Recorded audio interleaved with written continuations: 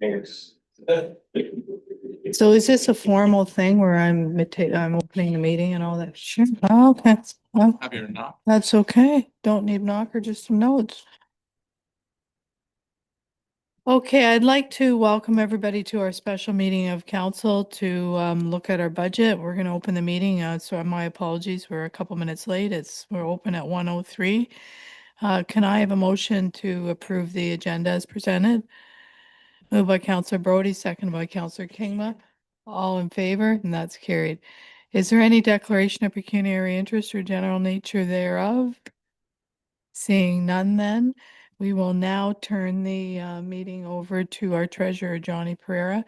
And I'm sure you'll get lots of questions throughout the afternoon, but you can take it over. Thank you. Thank you, Mayor Clark. Through to Council, we will be presenting the 2026 budget this afternoon. If there are questions through the presentation, feel free to ask as we present. So the budget working group has considered numerous options and made recommendations and cuts to the original proposed budget to arrive at the rate we are proposing today. So just a bit of an agenda for this afternoon. We'll just touch on the 2026 budget development process, looking at some funding options or funding avenues that we do have, property taxes, looking at assessments and overall reserves. We'll look at the big picture of where we're landing for the year, what's being recommended this afternoon, and then we'll dive into the details of how we arrive at that.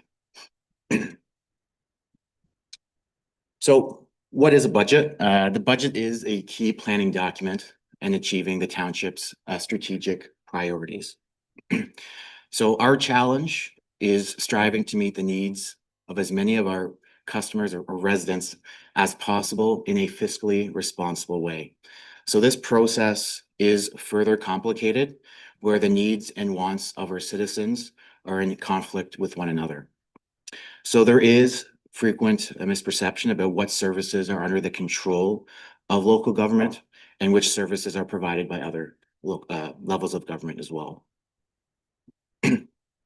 So the role of Adelaide Metcalfe. So Adelaide Metcalfe determines revenue requirements for the township through budgeting. So we're looking at setting the municipal tax rate. So another thing to remember when looking at your property taxes is the distribution of property taxes. So some residents or businesses might be surprised to know that not all of your property taxes stay here within the township. So looking at the 2025 distribution of taxes, the township only receives about 51% of that total tax bill, where 30% goes to the county, which is our upper tier, and then 19% goes to education. And with education, this goes to the various school boards based on the property owner's selected school support. So the revenue is split amongst those three. However, I do want to highlight, though, that the burden for unpaid property taxes does stay within the township. So if residents or businesses do not pay their property taxes, the township is still responsible to pay the county and education on time. The township does have tools in place to ensure taxes are eventually paid. There is just a cash flow situation at that time, but at the current time, the township is managing that okay. So looking at the budget development, so 2026, we continued with the working group framework. The working group was established on July 21st, and council appointed 2 members of council to serve on this working group. The working group is to provide every member of council with an opportunity, if they wish, to sit on that, and at the current time, every member has sat on the working group. Part of the working group is to kind of get a deeper understanding in the development process and methodology, take part in comprehensive discussions, provide insights and perspectives, and overall increase the accountability and transparency of the budget process.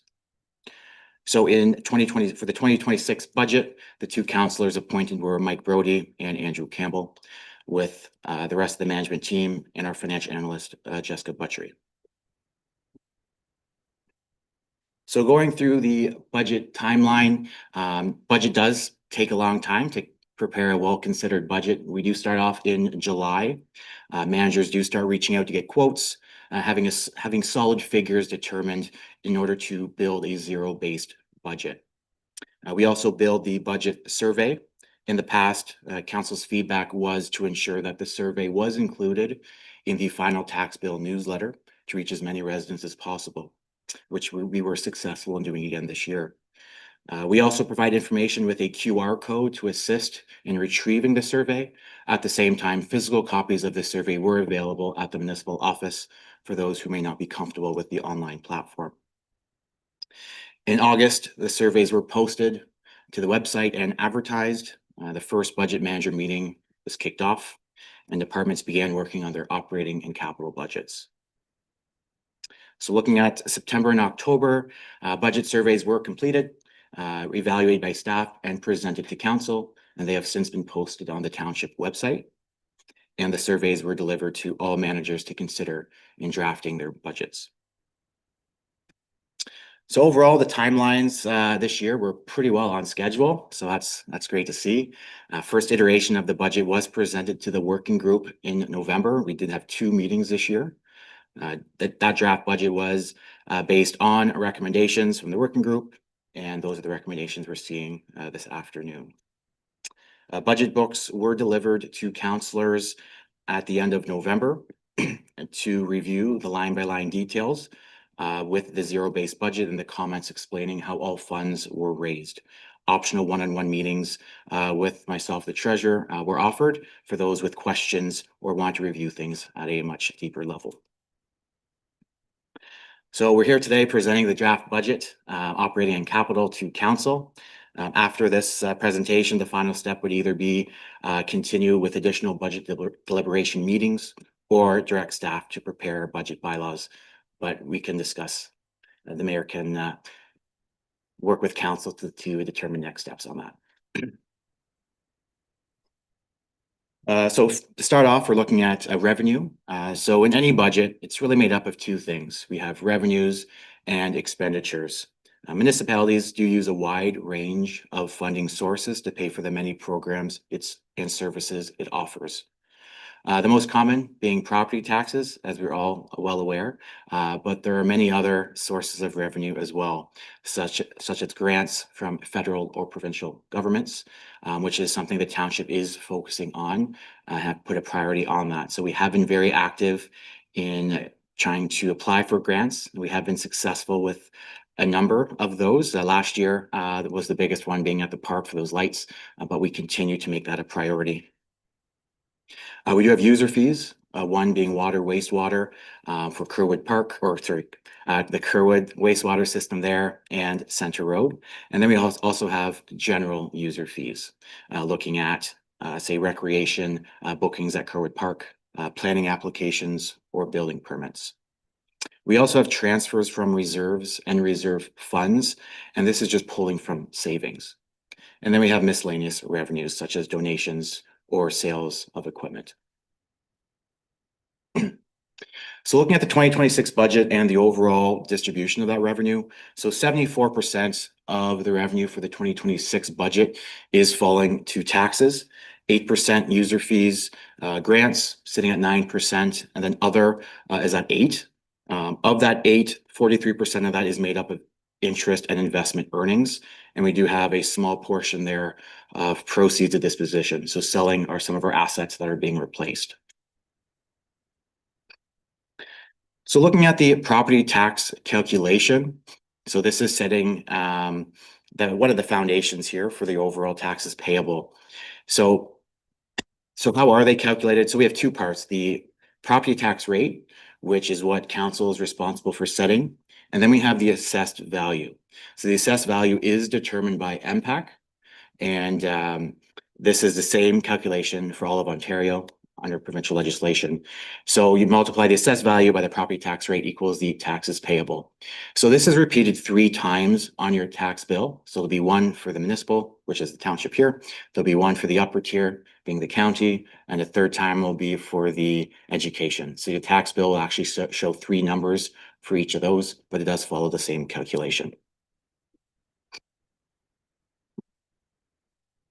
So property assessment, as mentioned, is the basis upon which municipalities raise taxes. So a strong assessment base is critical to a municipality's ability to generate revenues. So MPAC, which is the Municipal Property Assessment Corporation, has delivered the final 2026 assessment. So there was no changes to the assessments from what was presented in the budget books to council and from the working group. So those were final numbers. So I do just want to highlight that the 2026 assessments are still based on those 2026 valuations. There has been no updates that I've received based on when the next scheduled reassessment is. So just looking at the assessment for 2026 and how it compares to 2025, we do see the 2026 assessment landing at $1.23 billion there compared to 1.22 in 2025. So we do see an increase of about 0.67%.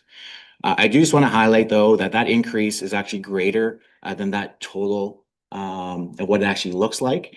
Just because if you zero in on the property types that have changed, we can see that residential has increased by 5.62%. Farm has dropped by 1.15.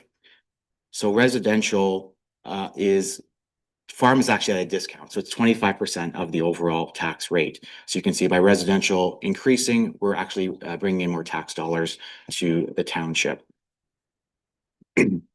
So due to this growth here, by having that increased residential assessment, if the township didn't raise a single dollar over 2025, for example, so we're assuming that inflation just doesn't exist. In theory, taxes would actually go down by 2.26% because of the growth that we've seen. So this slide here is just a visual of that picture. So you can see that the township has just under 62% of farm assessment, which is significant. Again, paying 25% of the total residential tax rate, and residential making up just under 27%. In the other section there, we have commercial at 3.9 and industrial at 1.3. So having the benefit of the commercial corridor along Central Road would provide the township with increased commercial and industrial assessment as it gets developed. So this slide here is really a great example of seeing how the total assessment, how it translates to the revenue that's coming into the township.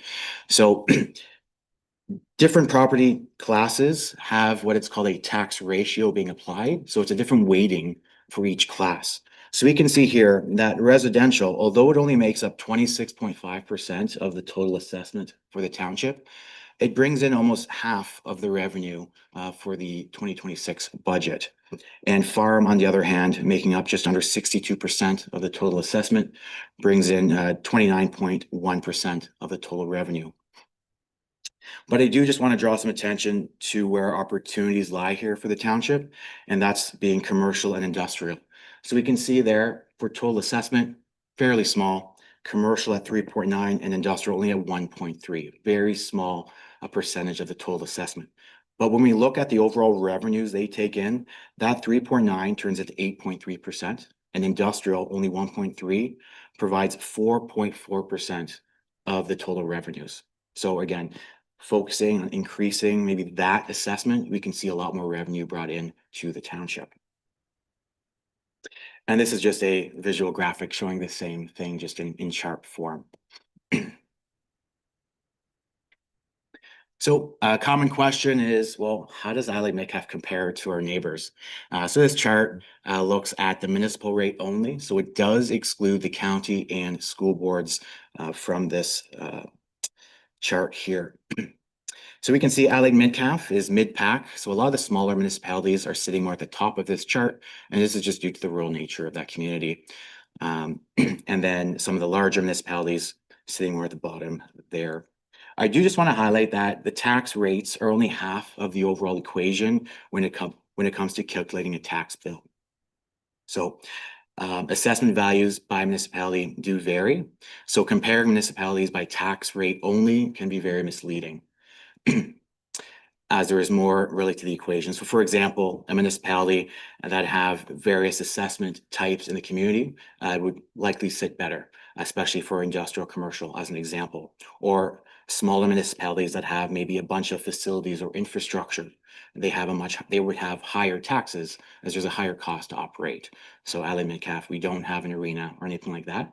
So that helps us sit a bit better as a tax rate. So just jumping into reserves and reserve funds. These are extremely critical and they are aligned with the township's asset management plan and financing strategy.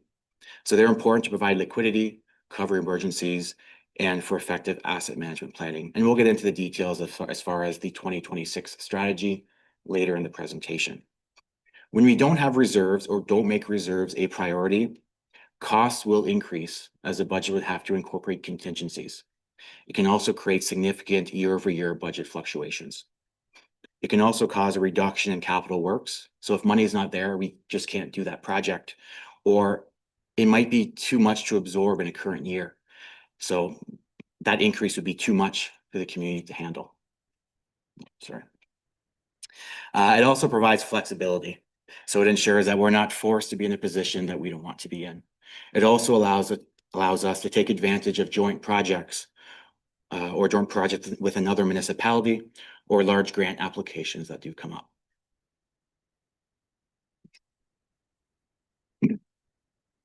So just the difference between operating and capital budget, just for maybe citizens that are watching from home, just to clarify that. So they both provide for township programs and services, but the types of expenditures and the sources of funding do differ between both those budgets.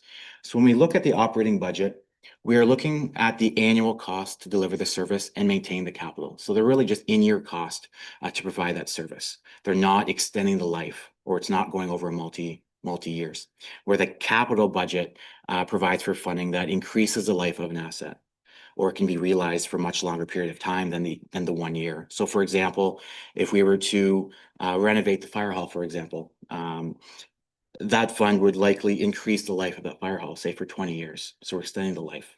It also can be for new infrastructure or renewals and refurbishments. So jumping into the considerations in developing the budget. So priority was enhancing transparency, accountability, and incorporating public feedback, again, with the budget survey. Managing competing priorities. The budget working group had their hands full with all the projects and everything coming forward. So there was a number of cuts to arrive at the budget we're presenting today.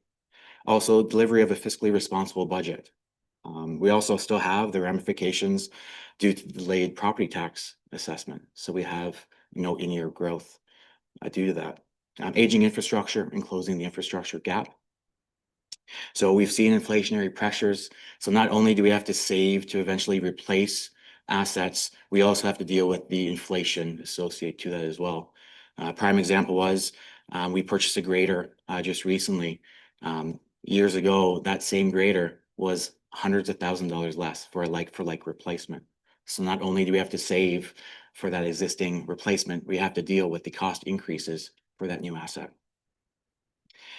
We also have capital and operating project carry forwards that were also considered in this budget, and also continuing with the commercial corridor policy realignment. So the big picture, so where are we landing with this year's budget? So recommending a 5.08% tax rate increase. So the 2026 budget represents a balanced and forward-looking plan that supports the township's long-term financial health. It provides the foundational building blocks of an investment-focused municipal budget, supporting necessary infrastructure work, continuing responsible asset management planning, and includes strategic investments that help the township prepare for and evaluate future industrial and commercial development opportunities, with the goal of diversifying our assessment while supporting the rural tax base. So with that overview in mind there, we'll move into the capital and operating budgets and walk through how we arrived at these recommended figures. So starting off with the 2026 budget. So this was the second year we built a 10-year capital plan, which allowed staff to further refine the overall forecast. So in addition to the 2026 capital budget, the forecast here does range looking at 2027 to 2035. So these are estimates only that the townships, based on the township's asset management plan. The roads need study. We'll further refine these projections as it's received in the coming weeks. Coulter's team is just in the review process with that. So this forecast here is used to show what the future costs may look like and ensure that we have a financial plan in place to fund these future projects. So overall, the forecast is amounting to just under $21 million there. Very large number for our township. So nothing in this forecast will be approved or considered being approved today. We're only just looking at that 2026 column. So for 2026, we are recommending a $2.3 million capital budget. That is much lower than 2025. I do want to highlight. Excuse me, Johnny, which page are you on? For us that are visually impaired. Yeah, for sure.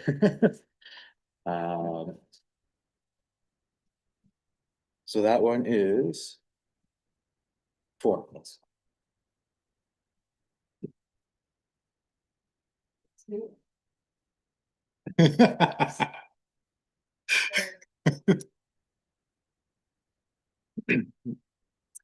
So of that $2.3 million capital budget that's being proposed for 2026, there is about $1.2 million of carry forward projects in there. So the original 2026 budget was actually proposed to be much lower, but like I said, 1.2 is being carried forward from 2025. So this is just looking at the historical capital trend. As we can see, in 2022, we're about $1.2 million, and that has creeped up in 2024 and 2025. And that's just due to a major project that the township was undertaking, having to do with the Mulla Ferry Drive. Yes.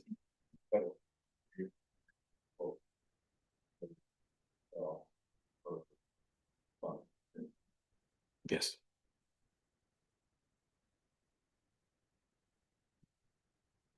So I just do want to highlight, this book is not necessarily it's following line by line to what's being presented here. This is just more of a detailed view of everything. So what's being presented here is highlighting a summary, but the actual details for each individual project, all the commentary and all that stuff is in the books for council.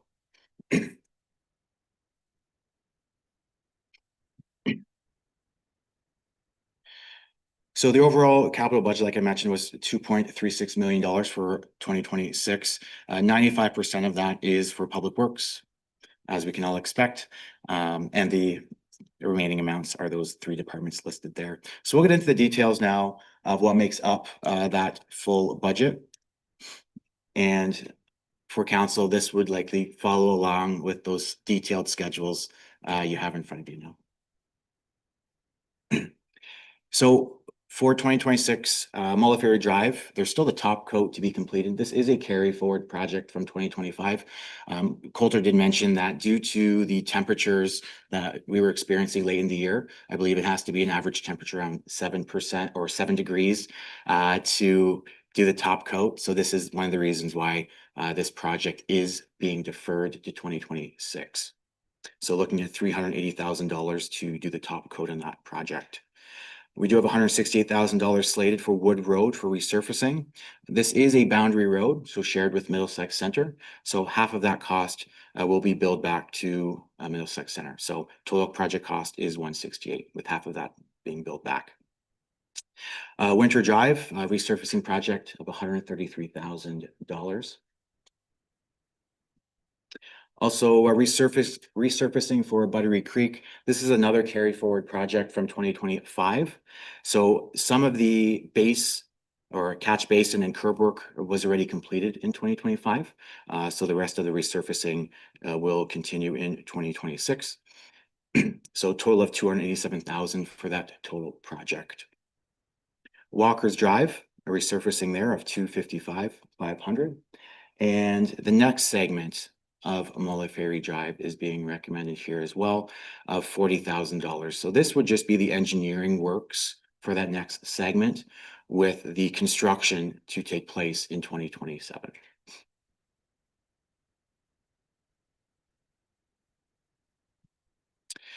We do have the Catesville Drive Bridge rehabilitation of 151, another carry forward project there. And that's to do with the beam and concrete repairs as outlined in the OSIM report. And OSIM is the Ontario Structure Inspection Manual. There's also the tandem snowplow. So this is just highlighting the importance of pre-budget approval. So this did go to council in August of 2024. And it was expected that this truck would be received by the end of 2025.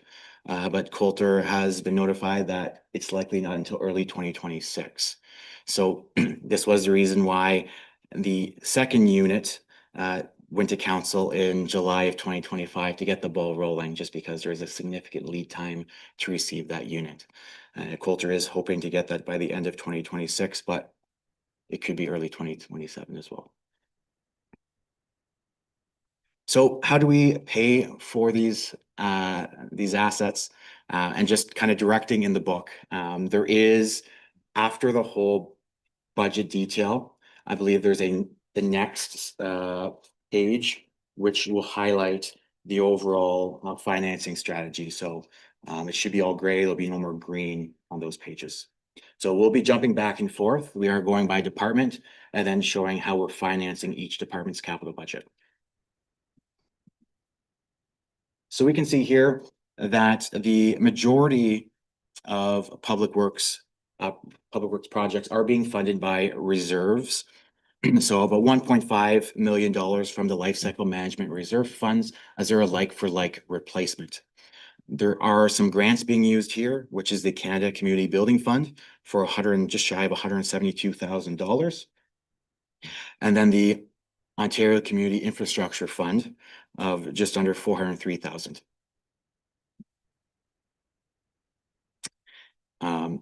In addition, like we said, there is a cost sharing there of $84,000, which will be billed back to Middlesex Center for that boundary road.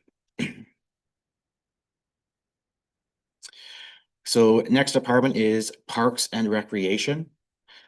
So looking at Kerwood Park. So there is about $16,980 slated for the pavilion washroom upgrade. So this project includes adding a stall to the current men's washroom and making it female. And the current women's washroom will move the urinal from the other washroom to make this the new men's washroom, if that makes sense.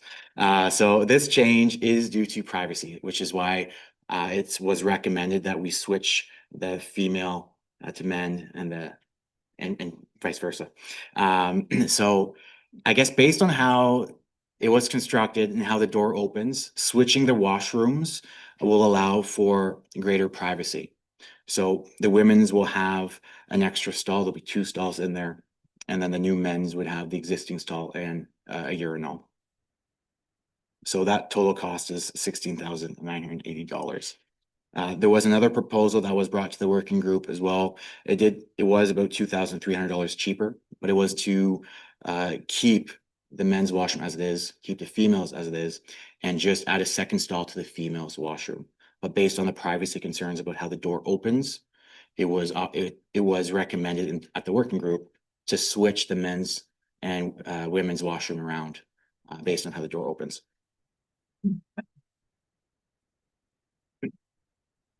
So capital financing, so how is this financed? So because this is an upgrade and it was not part of the life cycle management reserve fund, we can't pull from that reserve as we were never saving for that. So this is the reason why that is falling to the tax levy. So just under $17,000 to do that upgrade. Next, so moving over to general government. So a resurfacing of the municipal parking lot is slated to be resurfaced. It is falling apart here and there's some accessibility concerns. So a total of $50,000 to do that. It was also recommended to the budget working group that we look to pave the council chamber parking lot here, as it is gravel. It would provide accessibility improvements by having a paved parking lot over there. That would be a cost of around $20,000. So both of these projects could be partially completed in-house with the public works teams looking after the base, and there would be cost savings as well with the asphalt team coming and doing both lots and sharing the roller at the same time there.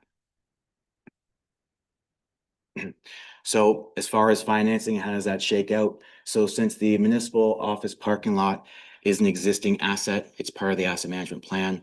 So replacing that could be funded by life cycle management. The parking lot to the side here would be a new asset. It was never part of the building, so we weren't contributing annually for that. So that would fall to the levy to complete that project. So our last department for capital is fire. So fire department is looking for additional turnout gear. Again, these are smaller numbers, but still part of the asset management plan. So that's why they are included in capital here. So 2 sets of turnout gear and some hose that is due for replacement. So 6,200 and 6,000 for hose. And new for the department is looking at getting a second set of gear. So that's about $6,200 for that. So the goal is, and you can see in the capital forecast, that the fire chief has added the budget for the next couple of years to eventually beef up and get second sets of gear for a number of those firefighters. And we are looking for grant opportunities as well to minimize the costs to the township. And also another new asset here is the engine 2 deck gun. I believe it might look similar to that picture. That would be perfect.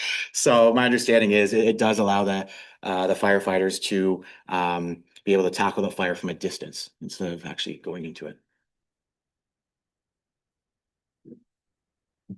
Councillor Kingman, do you have a question? Just through the mayor, you mentioned the deck gun. I'm thinking it was forecasted to be only $2,500 last year, and it's gone up to 6,000. Can anybody explain that?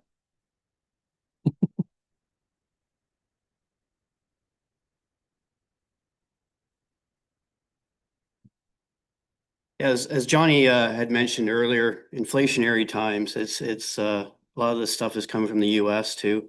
It's the US dollar. Yeah, it's hard to forecast. Tariffs probably too, to some extent. Could possibly be, yes.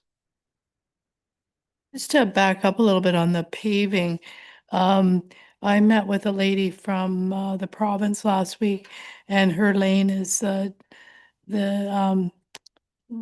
disability lane, if you will. And I just like to put it in your back of your mind, but not too far back, to think about applying or circling back with one of our staff members that went with me to apply for a grant. And the woman is open to a phone call, so that would work.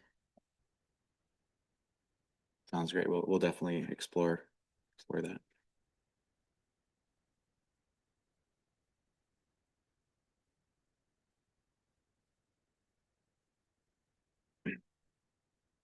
Okay, so if there's no more questions there, I'll just continue with the financing of the fire department there. So turnout gear, those replacement sets, and then the fire hose, again, replacement. So part of the asset management plan. So it's being funded by the life cycle management reserve fund.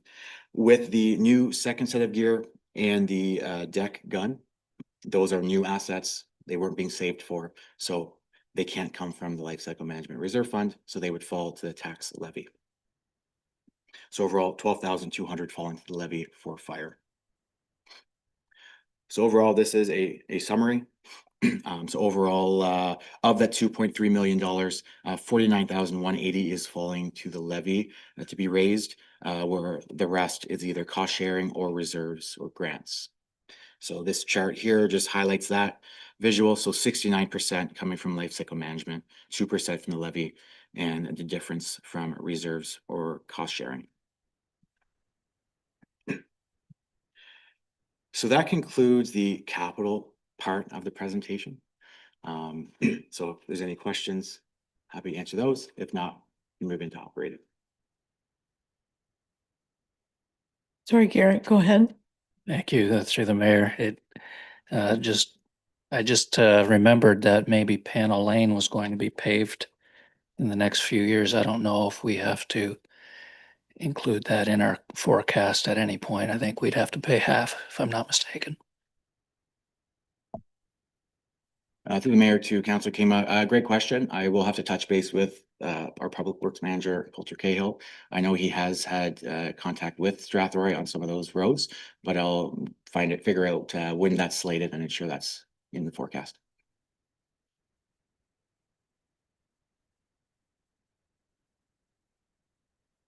Sorry, Betty Ann, go ahead. Through you, Mayor Sue, to Johnny. On page 6 of 83 of our budget document here,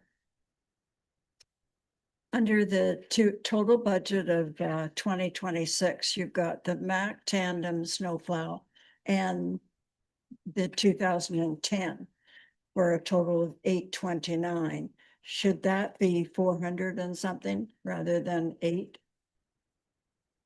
The one truck was done in 2025, was it not? One's a carryover. That's correct, yes. Yeah. So one, you're bang on, that was in the 2025 budget, but due to delivery issues, it won't be delivered by the end of 2025. Okay. So it is just a math piece at this point. It just won't be paid fully until 2026 on delivery. So that's why it is showing up in 2026. Okay. Yeah. That's being funded out of a reserve. Yes, so just to clarify.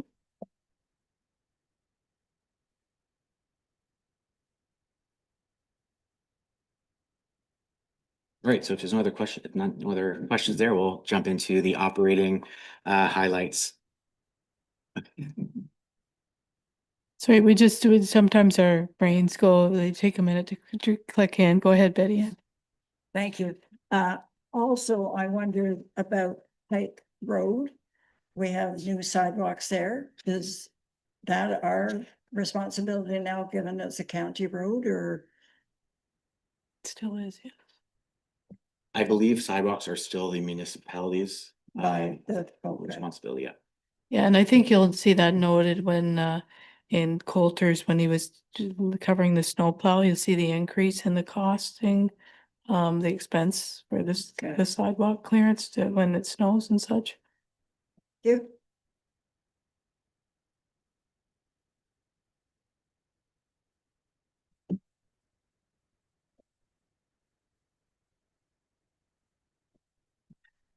Through the mayor, I understand the grader is supposed to have a roller attachment at some point. Can someone explain the merit of doing that? And if so, why are we saving for that in a separate reserve rather than the life cycle management?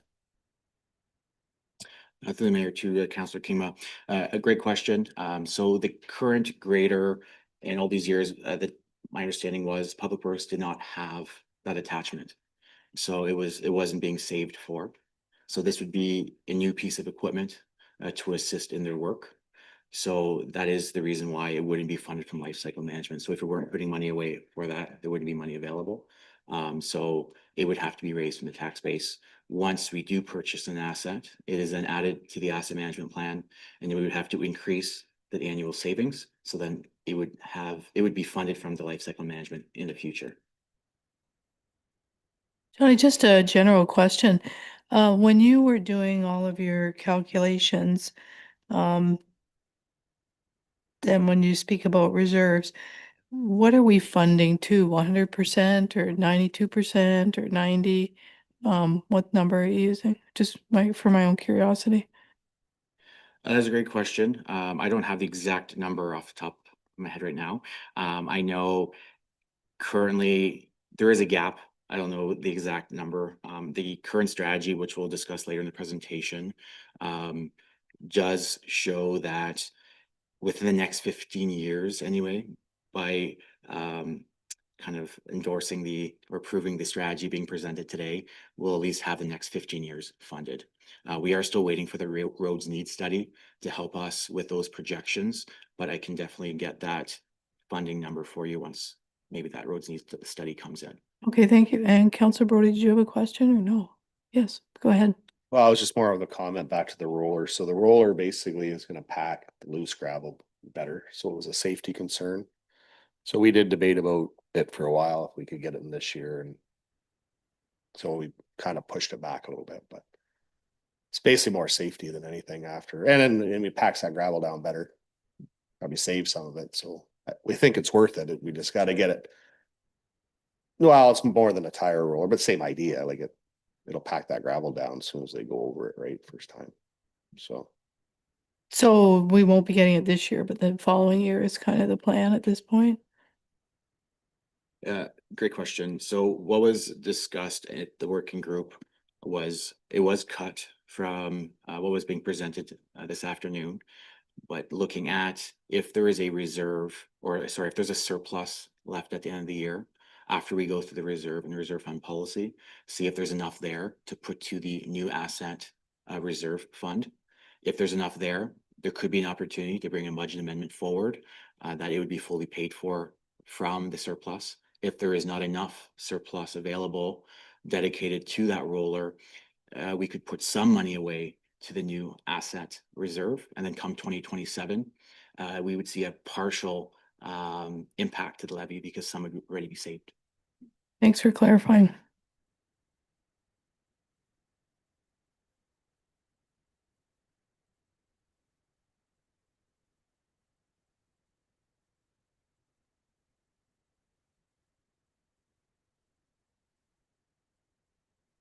Head Betty Ann.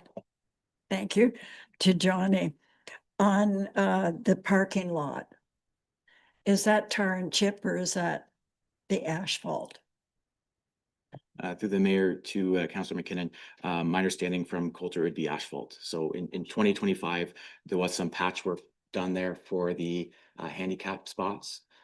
But again, it was more of a patch job. It is crumbling. So, but it would be a full, is my understanding, asphalt parking lot. Councillor Brody. yeah, then just a comment. So then when we talked about having to do that one, that was priority. We just wanted to throw that down in there. They're gonna come at the same time. There's obviously cost savings, and we need to improve this area over here, like coming into the council chamber better, so might as well try to do it at the same time. Yeah, and we did talk to the province last week about this accessibility is not super great here at the side, irrespective of the parking, to maybe look at a whole comprehensive grant. So anyway, we'll keep you posted on that.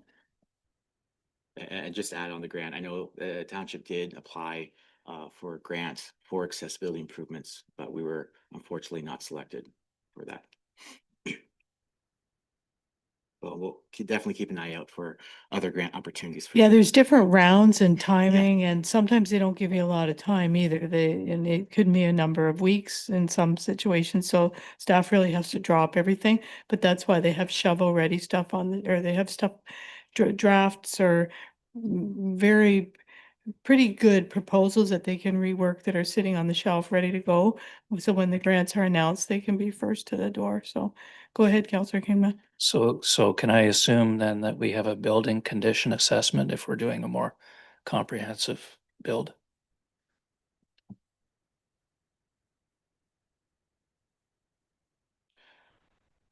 For a separate building condition assessment, from the township perspective, I don't think we've undertaken that, but to Morgan's point, Intact has come from an insurance standpoint to look at the condition of everything.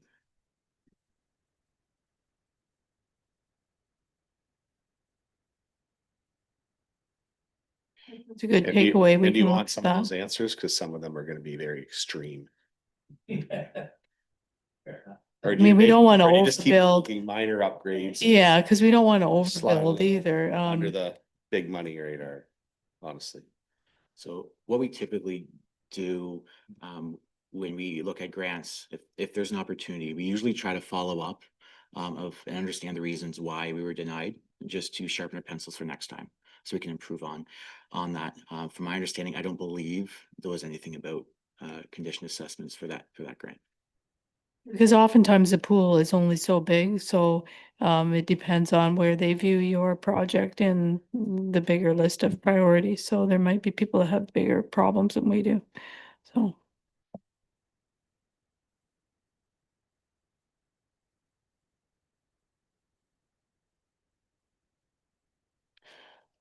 Alrighty, so I guess we'll jump into operating it.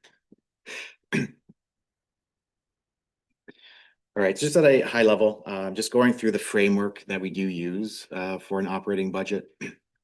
So there's a series of steps that we do undertake and when building the budget. So the first is looking at step one, there is the base. So we're looking at what's the cost required to maintain the existing service levels that we had in the prior year. So that's salaries, that's looking at inflation, utilities, contracted service. And then we look at what cost savings or efficiencies were found. And that's the first step in the budget. So for example, in 2025, the township has fiber now running along the street here, which is great, but we were able to tap into the fiber for internet and phone. So we immediately saw a few $1,000s of cost savings. So that was built into the 2026 budget of a pickup there, which is great, better service for a cheaper price. Step two, we look at mandatory or legislative items there. So looking at those non-discretionary costs imposed by others. For example, OPP. That's a cost that we receive that we just have to absorb, same as the conservation authorities. Step three is the annualization. So looking at previous year's commitments and the new costs the following year. So a couple of years ago, Public Works implemented a road patrol application. So the following year, there was a subscription or support fee. The same would go for budget software in 2025 that was approved in the budget. Again, due to some capacity constraints, that is being recommended to be carried forward into 2026. So the first year you'd implement, that following year, you would have the annual fee or support costs that you would have to pay. Step four is looking at growth. So there has been minimal in the township that would require changing or adding costs. So what this is looking at is if we added, say, a few more subdivisions. So in order to provide the same level of service, do we need to add more staff? Do we need to add another snowplow? So it's looking at those additional costs to the budget to apply the same level of service. There was none in the 2026 budget. Then we have step five, which looks at enhancements. So are there any service levels that council would like changed? And then we add that cost to the budget. Or are there any new programming that council would like added to the community? So we would then add that to the budget as well. So this slide here looks at the operating highlights. This is just impacts. So this slide is segregated from the individual departments just because this affects multiple departments. So we've just summed it up in 2 slides here. So as mentioned earlier, there's no phase in growth. So still looking at those 2020 or 2016 assessments. OMPF increasing by 8.7%, or about just under $27,000. OCIF increasing by 10%, and that's about just over 16,000. And then cost of living of 2%, and that was just over 27,000. So all 3 of those did go to council through the last couple meetings. Policing costs, so for the OPP, a significant increase in 2026 of the cap of 11%. So just over $50,000 was added to the budget for that. Conservation authorities, just under 3% increase. Automated garbage pickup and disposal, that's looking at BRA. For the wheelie bins, we're seeing a 2% increase. That's tied to the September to September Ontario CPI. Just like we do in the township as well, looking at our inflationary increases. Another impact was the staff compensation market alignment. So as council can recall, that was implemented on January 1st, 2025. So 2026 is the first full year that employees would be eligible for step increases. So there is an impact on that across the board. And there's also a potential OLT hearing for a site plan application, and then continuing with the Center Road servicing agreement. We do have an interim agreement complete, and then just working alongside Strathroy or Caradoc to reach a final agreement. So this highlights the operating budget by department. This is in your package there as well. So this just looks at the year-over-year change by department, percentage increase, and the total dollar increase over 2025. On this presentation, it's split in 2, just so you can see those words and numbers on the screen there. But overall, looking at a 7.17% increase from operations. So we will jump into each department's slides to understand why each department is increasing at those rates in front of you. So this slide here is just a visual. We can see it's by service area, but it's a bit misleading. It's showing that general government is contributing, or is 46% of the total operating budget. So the reason why this is a bit misleading is because general government manages reserves and the life cycle management for asset management. So all those transfers are housed in general government, which overstates that department because it is looking after the township as a whole. So for presentation, this is the corrected view when you take out reserves. So you can see administration is much lower, public works at 39%, which is what you would expect, is public works to be the highest based on looking after the roads, all the repairs they do, and so forth. So just jumping into the operating highlights now, again, just being fully transparent, we are reviewing personnel changes. So the labor model was used in 2026 for staff wages and overtime. So what a labor model allows us to do is get very detailed with projecting individual salaries. So we're not just applying a blanket percentage increase across the board, we're actually zeroing in and understanding what the CPP, what does EI, what does EHT actually look like for each employee and get to a final number. It also looks at here for personnel changes, benefits. So we're seeing a slight increase there, about 5% on average. As mentioned, that compensation review and that alignment, there are 13 positions eligible for step increases in 2026. Public works overtime is budgeted at 7.5%, consistent to the prior year.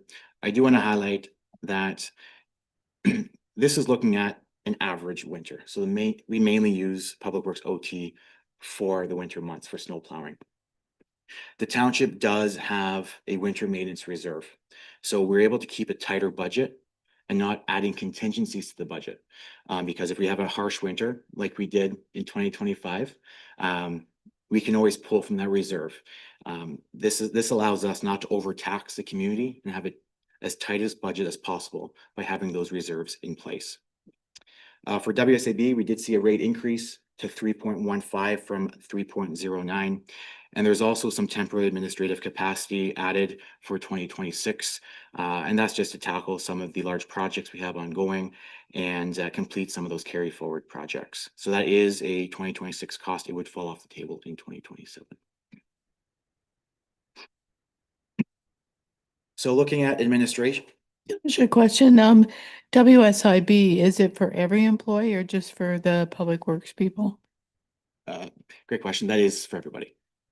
Okay, the reason I ask is in the banking world, there's zero, so that's prompted my question. Thank you. So jumping to administration here, we are seeing a 15.09% increase, or just shy of $141,000. So it is a big increase in this department. So the way I've structured administration is the first two slides here will focus on explaining what that increase is. And then the remaining two slides of administration will talk about some projects and initiatives in that department.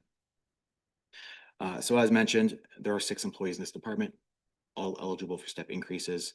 There is a temporary additional administrative capacity included in administration to help with those large projects this year. Cost of living of 2% was applied. We are seeing a decrease to general bank interest. Again, this is just declining rates. So we're seeing a revenue loss of about $15,000. So I do just want to highlight one other thing. So the grid increase, so the step increases for 2026. So 61% of this department is actually made up of that.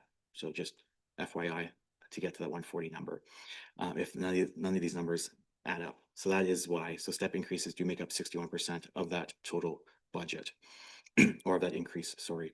We're also seeing bank interest and investment income come down, but just under $54,000.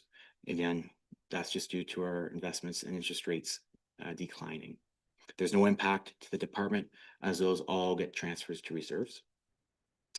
There is a significant increase to IT spending in 2026.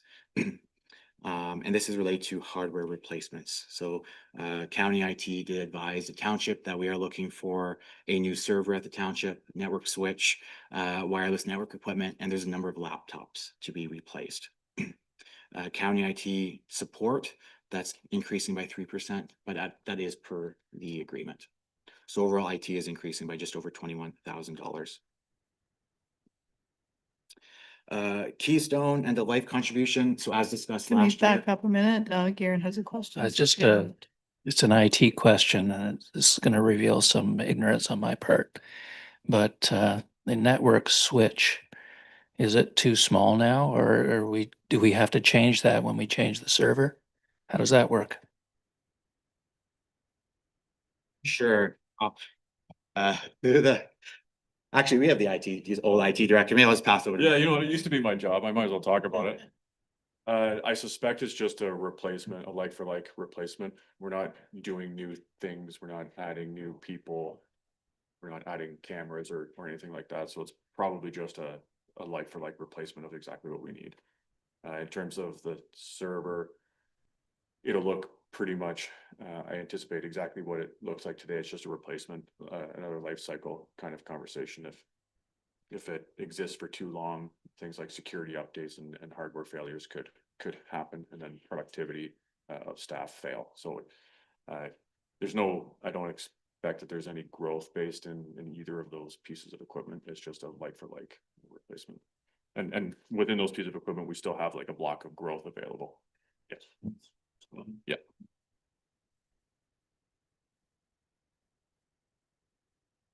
Perfect. Answered much better than I could. And just add too, there's updates, and even at the county level, they've updated eScribe, and every time they update something, it costs more money. Bottom line. All right, so Keystone end of life contribution. So this was discussed last year, as this is our main financial system, and we've been advised it is reaching the end of its life. So nothing official has been announced yet, but there has been a lot of talk on that. So to prepare for this future announcement, it's best that we start taking action already now. That's been discussed. We were advised that a replacement would cost up to $400,000 for a new piece of equipment or new software there for IT or for finance and for a property tax system. It is crucial for operations, but that is a large cost. If it wasn't for it reaching end of life, our current system is adequate for what we need here at Adelaide Metcalfe. Once it is announced, staff will be looking for cost savings opportunities, whether that's trying to see if there's an avenue with neighboring municipalities or working with the county to see if there's options there that we can minimize that cost. Because $400,000, I think, for that type of system is just too much for the township of our size to bear. But we will explore all the options we can. So for the 2026. So follow up, Councillor King. So my mind goes to a question about this change in software. I'm assuming Questica is what you're referring to. Through the mayor to Councillor Kima, no, Questica would be budget software. So this is our Okay. Keystone is our main financial system as far as looking after property taxes, Okay. cash receipts, payables, all that stuff. So it's day-to-day operations where Questica would be used specifically for a budgeting tool. They would connect. Yeah. But Questica would be built to connect to a future system as well. Okay. I get it. Thank you.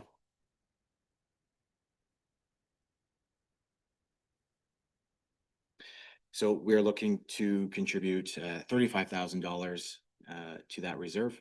That would be a $10,000 increase over 2025. So last year, 25,000 was put away. This would just be increasing that by 10. Also, grant revenue, as mentioned, OCIF, we are seeing that increase. It does flow through administration, but there's no impact to the department as that's directly transferred to reserves. As we've seen in earlier slides, OCIF is being used against some capital projects this year.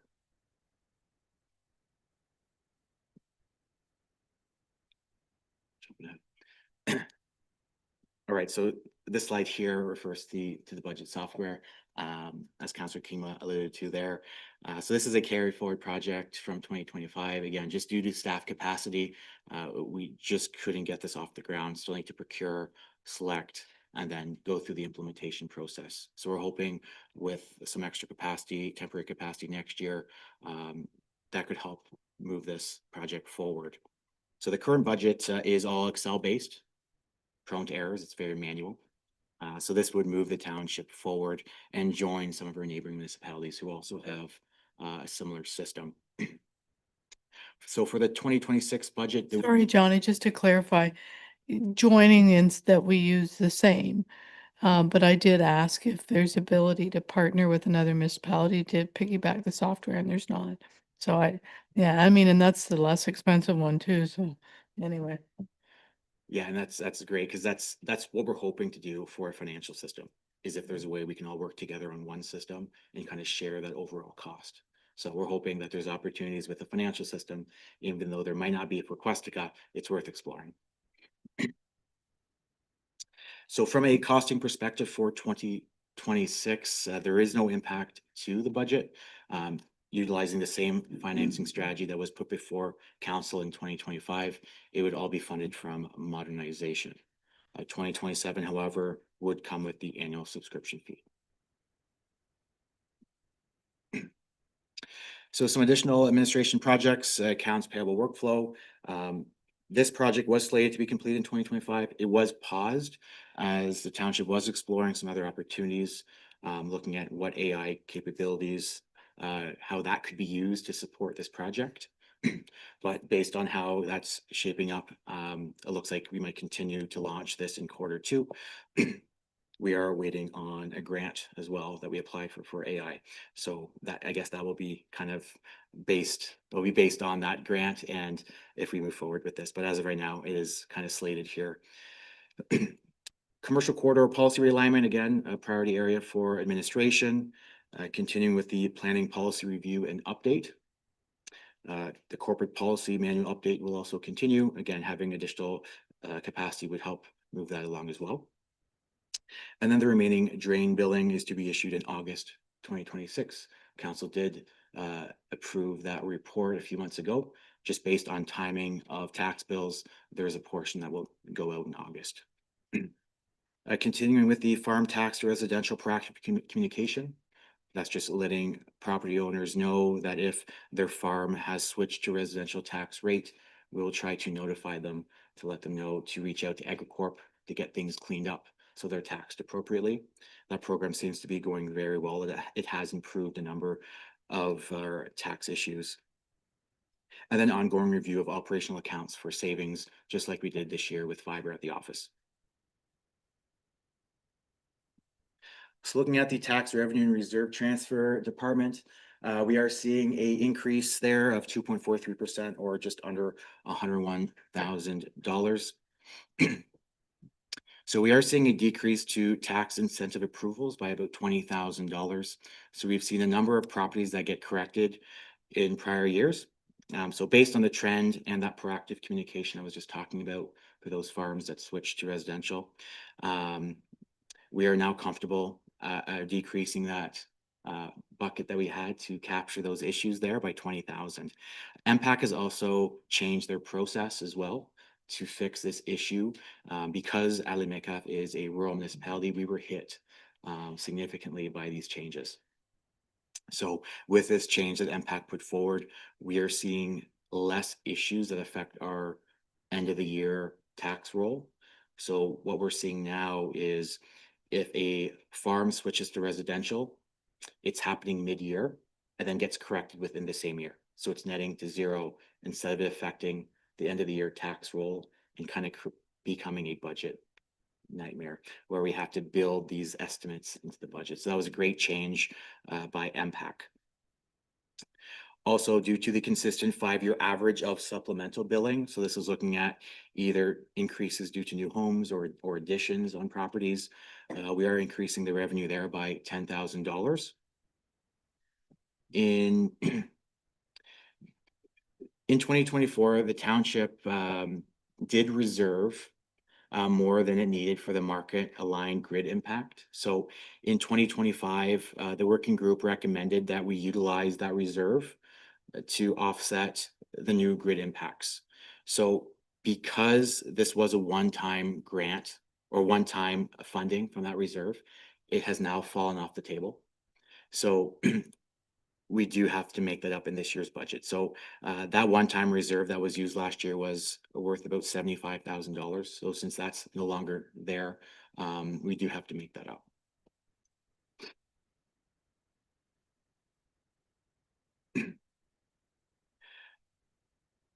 So as presented to council in November, we are seeing an increase to OMPF, just under $27,000. And that's directly due to the province providing enhancements to that program. As discussed with the budget working group, staff prepared a detailed 15-year capital plan aligned with our asset management strategy. So this long-range view identified a number of future funding shortfalls. Specifically in the later years when major road work comes due, there were a number of those east-west roads that were once paved. So it's coming full circle now, and we do have to resurface them, as well as there were some bridges that did need some work. So by putting a strategy in place now and contributing steadily over time, the township can position itself to be able to afford these capital replacements without creating sudden tax impacts. So we are recommending putting away $82,400. This is the increase year over year to life cycle management. So overall, total transfer would be $1.36 million. I do just want to highlight, so this is a 7.25% increase over what we contributed last year. So of that $1.36 million in 2026, we are actually still spending more than we're putting into our reserves, which is okay. We're going to have years like that as long as we are sticking to a strategy. So in those years that we have less capital spending, as long as we're disciplined by still putting that money away, we'll be able to make that up. And that strategy will work over the long term. And I'll get into the details of that strategy later in the presentation.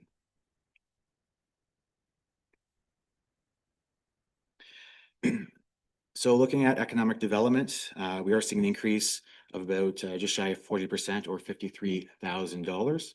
So the 2026 budget continues with the township's CIP program, with it fully funded by the unused allocation from 2025. Staff does anticipate some program adjustments in the year, which we brought forward to council for council's consideration. From a carry forward perspective, the industrial lands feasibility study, there's $10,000 brought into 2026 there just to finalize that project.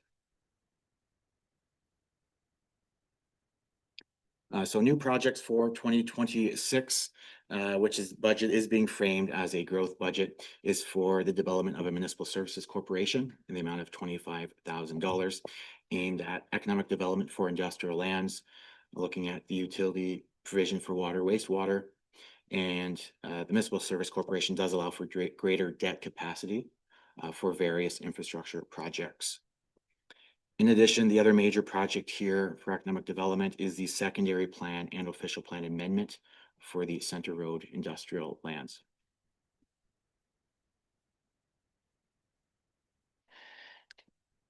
Through the mayor, if I may. Yeah, that's okay. The MSC, is that to hire a consultant in conjunction with our neighbors? So great question, Councillor Kingma. The way this project sits is it's essentially undrafted. So as council works through the questions that it'll work through next year over the next 6 months, we could look at what relationships with our neighbors look like at that time, what the shareholder agreement decisions might look like and who participates, what the board of directors would look at and what decisions they have available to them. So really this is monies that's required to start to structure what that municipal services corporation looks like based on what council wants to see.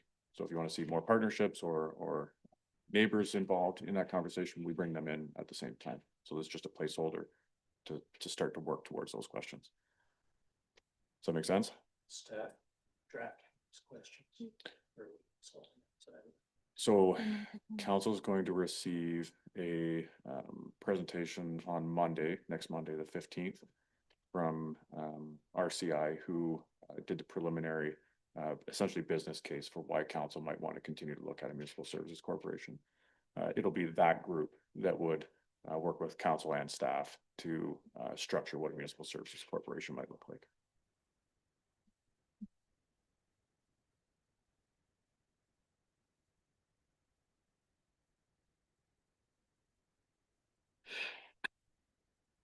I just want to highlight as well that there is a amendment to the county loan program before county council right now. So if that amendment were to get approved by county council, there could be an additional project that could come forward to council to consider, being the master servicing plan. So providing the township is successful with that funding under the revised program. So this would allow additional financing to fund this additional program, which overall would compress the overall timelines and speeding up the industrial and commercial studies along Center Road to move that project forward. So that is dependent on county council's approval, but at this time, there's no action. If that is decided, a report would come forward to council to consider.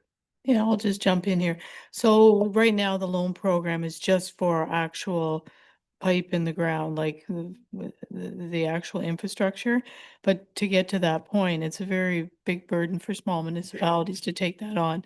So that's why we, last month, I think it was, we sent a letter to county council requesting that they consider revising that, because you still have to do the engineering work and everything to get to that point. So we've asked them to open that program up to scope that area.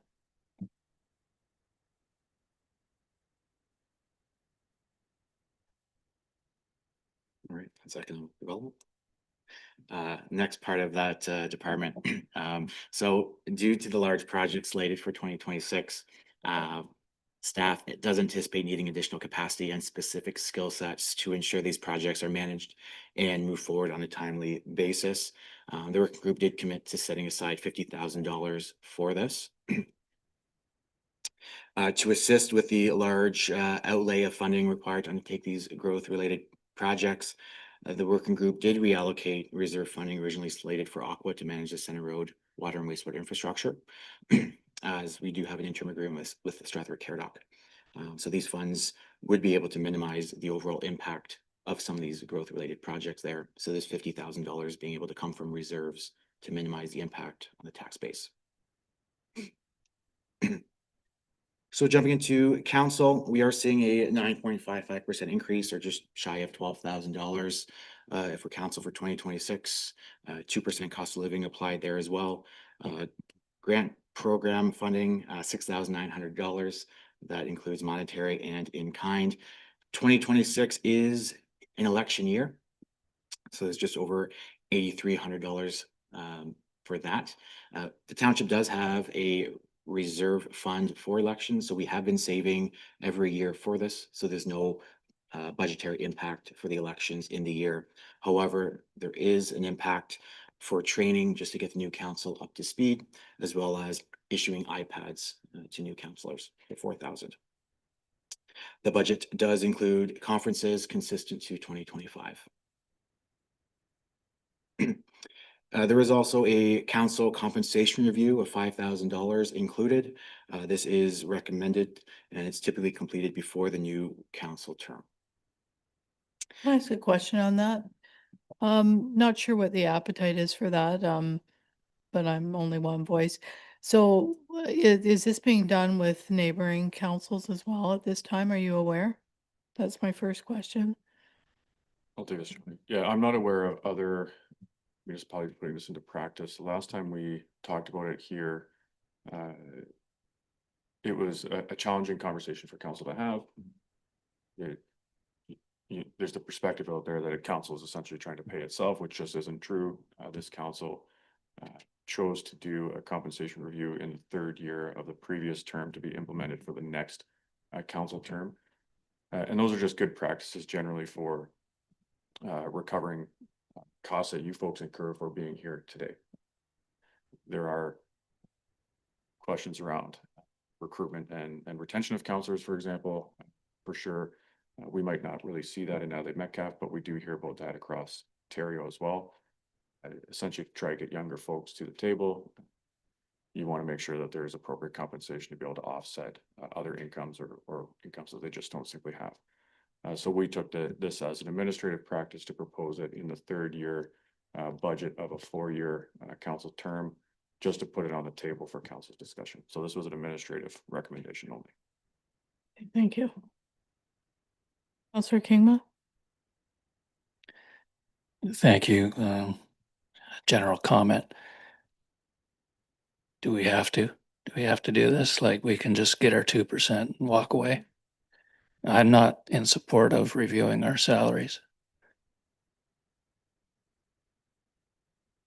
Through the mayor to Council Kimo. Yeah, great question, and it definitely is something that council can consider. It's council's choice if they want to go through with that, but we can definitely cut that if that is something council would like to do. Any other comments on that topic? Councillor McKinnon? Yeah, I'm in agreement with Councillor Garrett. I think the 2%, what we had established is fine with me, but I'm just one voice. Well, I think if you're doing this for the money, you're in the wrong line of work, but anyway, I'll leave it at that.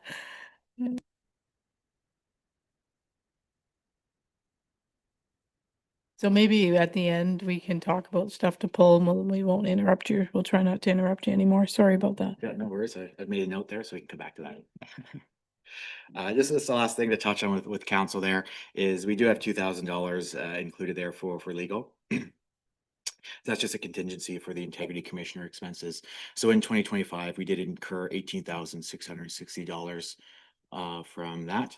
So integrity commissioners investigations are not historically common here in the township. However, in 2025, we have seen a sharp increase in integrity commissioner investigations. All matters have been dismissed by the integrity commissioner with no further action required by the township. So is this a trend that you're seeing out there across municipalities where people are making these requests? And if so, is the $2,000 in the budget adequate? And I'll take that question, Johnny. And talking to my colleagues, we are seeing an increase in things like freedom of information requests, and integrity commissioner investigations, ombudsman complaints. I've had more phone calls with an IC or an ombudsman this year than I have in my entire career. So is that a start of a trend? I'm not sure. Are we going to see it more often in Adelaide Metcalfe? I don't think so. The issues that have been brought forward were quickly dismissed. And so long as we focus on things like education and transparency and accountability through our meetings or otherwise communication material, I think we can mitigate these challenges. So do I think $2,000 is appropriate? Yeah, probably. It's certainly something to measure in 2026. Because it was sort of an anomaly for us, I think, historically. Okay, thanks.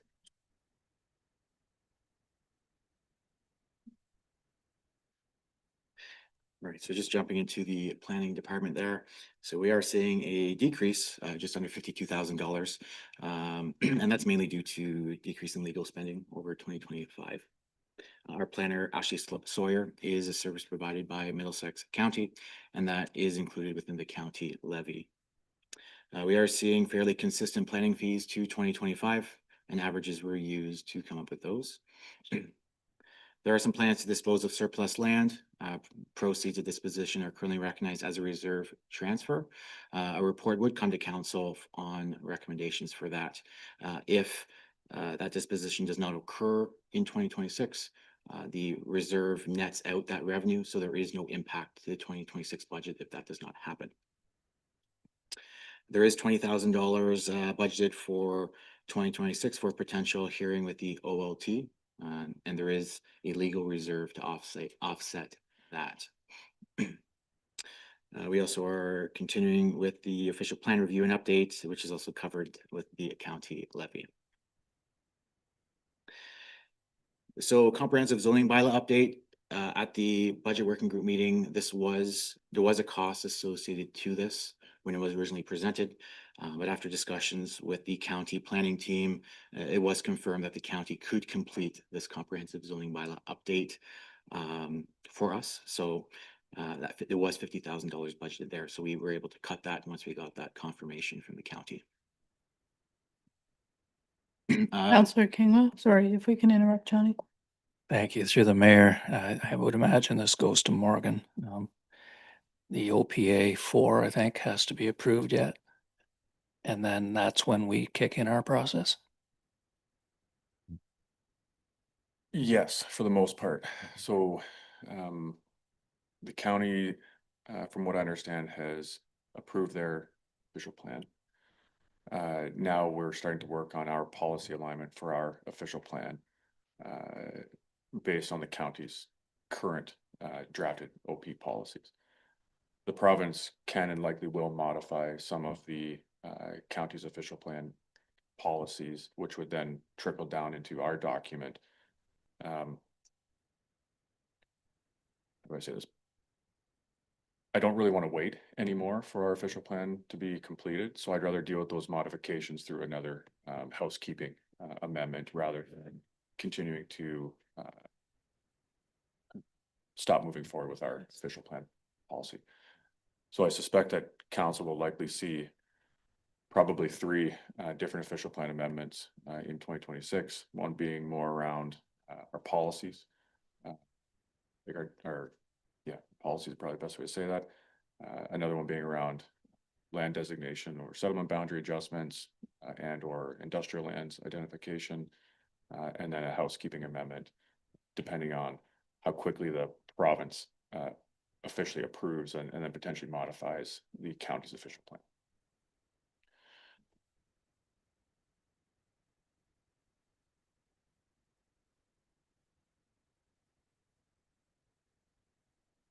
Yeah, to repeat it quickly, we're trying to do a bunch of things. It takes a long time and we're still doing those things.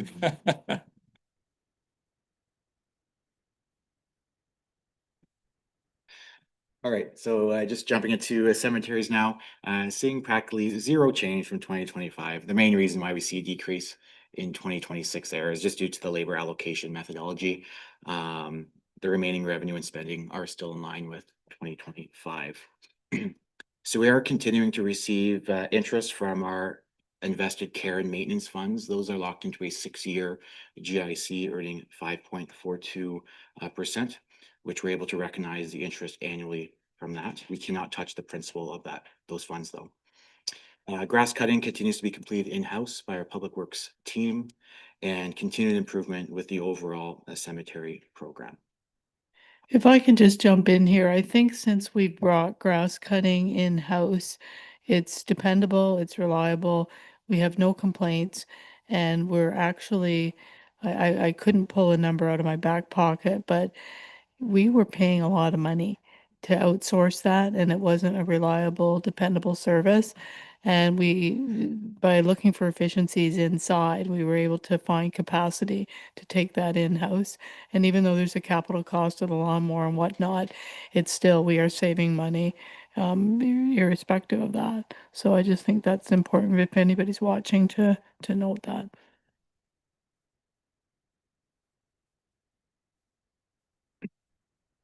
All right, so just moving to the fire department now. So overall, the department is seeing an increase of about 4.81% over 2025, or just shy of $17,000. Motor vehicle call volumes are consistent to 2025. Again, 2% cost of living has been applied to the firefighter point allocation pool and staff. There is a new mental health and wellness program to be implemented for $5,000. Again, this program is aimed at PTSD prevention and critical incident response, which a policy is to be established before the program's launch. There are a number of non-capital equipment to be purchased for just shy of $18,000, and this is the main contributor to the department's increase in 2026. So as you can see on the slide there, pagers, some additional fire hose, oil separator, water pressure can, and some hand tools and a pump there that the fire department is looking to purchase. Can I just ask a quick question? It'll be directed towards the fire chief. For the compensation that we're given from calls to the 402, has there been an increase? Like, is there an annual increase year over year? Or has it stayed the same for a number of years? I'm just not familiar. Mayor Clark, yeah, it's definitely increased over the years. We're seeing more calls of the 402. Probably, I would say 20% increase over the last 5 years. Is it tied to the consumer price They index or did, anything? I believe it was last year, they did increase their rates that they're paying us back. Is it full cost recovery? No. Okay, I just wanted to ask that question. Thank you.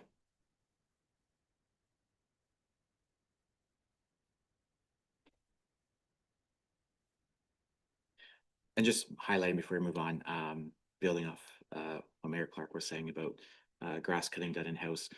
Fire department is getting its grass cut by Public Works, and same with the snow plowing. Majority is done by Public Works as well, to save money there. Yeah. We are seeing an increase to equipment repairs and maintenance, and this is just due to the annual testing of the SCBA units, which is the self-contained breathing apparatus. So in 2025, as council can recall, those units were replaced. So all the testing was included in the purchase price. So 2026, these costs are back in the budget. Seeing a slight increase in fleet for 2026, and then we're just aligning those to the actual spending trend there. So also continuing with the mandatory firefighter certification process there. This is a significant budgetary impact for the township. So there's about $38,000 there for training of the fire department. So not all of the training was realized in the 2025 budget. So staff is recommending that we do reserve $9,717 of the excess funds that were raised last year and just apply those in 2026 to minimize the impact to the 2026 budget there. So not overtaxing the community. It was already raised last year and we're just applying them in the current year.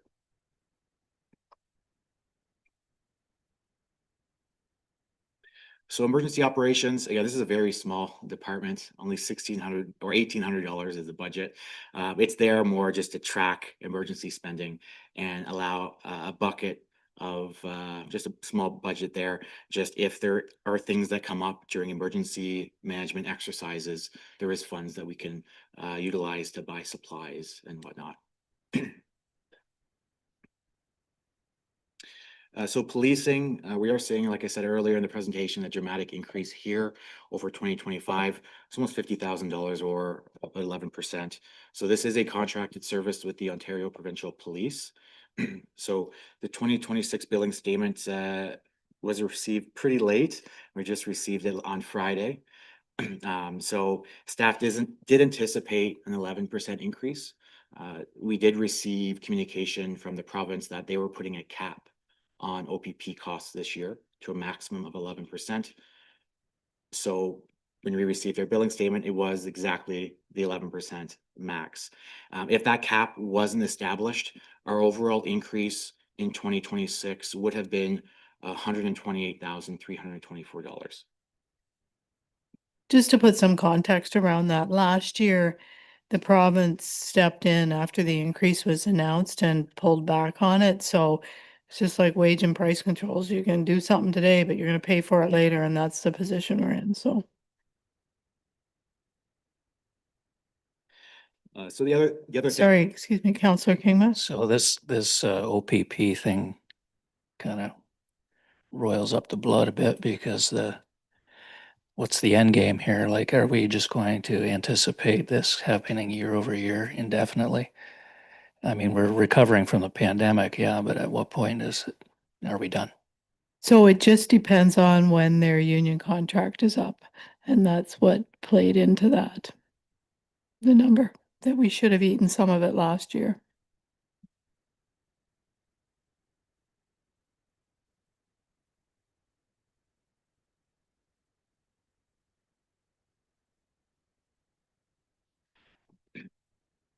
Within the police department as well, we do have the OPP detachment board. So there's an estimate there about $1,600. The total budget, my understanding was OPP detachment board did recently meet, but at the time of our budget meetings, that final budget did not come forward in time. we're talking small numbers here, so minimal impact to the budget. I think we might be out by $200 or so. So moving on to the conservation authorities, we are seeing 2.78% increase, or just under $2,000. So the township does have two conservation authorities in its jurisdiction. One is the Asaba Bayfield Conservation Authority. That is seeing a 2.26% increase over 2025, and that does include Category 3 programming. The second is St. Clair Region Conservation Authority, seeing a 4.14% increase over 2025, but that does not include Category 3 programming. So jumping to building services, we're seeing no impact to the levy for building services, as this is a cost neutral department. Any surplus or deficit is transferred to and from the reserve fund. So building is a contracted service with our friends at Middlesex Center. Since this contract is now fixed, if the township, so the township is still responsible for building service costs, even if there are no permanent income. So if we have a slow year, the township would still be responsible for the fees from Middlesex Center. So that is where the building reserve comes into play, is to fund any deficits in a slow year. And that is a requirement under the Building Code Act to ensure that the building department is self-funded and is not subsidized by the general tax base. After discussions with the chief building official, he is projecting a 9% increase to the permit revenues for 2026. So moving that to 120,000 from 110 in 2025. Cloud permit, just over $10,000 for that software. And we are estimating the contracted service with Middlesex Center increasing by 2.4% to just over $92,000. The budget does include a 5% contingency as well, as mileage is outside of that contract amount. So I think it's important to note here that since we went to a servicing agreement with Middlesex Center, just on my fingers and toes, we probably saved about $160,000 based on the previous model. So it's not nothing over 3 years. So I think it's been a good arrangement. Yeah, and just to add to that, we do have the expertise of such a large department there. So we have quite a skill set that can be used in various scenarios here in the township. Councillor Kingma? Does the building department have a, I guess, a theory as to how big this fund, the Department Stabilization Reserve Fund, should be before they can feel comfortable with the amount? Through the mayor to Councilor Kima, that's a great question. It's something that we can definitely look at. I know through the year, I did want to spend time in digging into that reserve fund. Again, just with capacity, I have not had a chance to do that. I do want to understand to make sure all those funds in the building reserve fund is that should be building. At that point in time, if we can confirm that, a course of action could be that maybe it's reducing our building fees because we have the reserves in place. So there's that option as well. We are limited on its use. It has to be related to the building services. So by confirming that all those funds in that building reserve is for building, I think might be the good first step. Because if there was funds in that account that shouldn't be there, then it's owed maybe to another reserve. So this was something from many years ago. I think there's some money in there from when the wind turbines came in to the township as well. So I do need to dig into that. It is one of my projects, but I can bring forward options if council would like, as far as once those funds are confirmed, of how can we use those funds, and looking at, is our building fees adequate based on how large that reserve is. So typically what you see is when your building reserve starts growing, it could be a sign that maybe those building fees might need to be looked at and readjusted. Our gut's telling us that it's a little higher than what we suspect it should be, which is why Johnny wants to do an analysis of really what went on and with that reserve, what contributed to that reserve. Does it belong there? And if it doesn't, where should it be, or where should it go? And then we'll give council choices on what it can do with that reallocation exercise. Let's get through the drainage bills first. Yeah.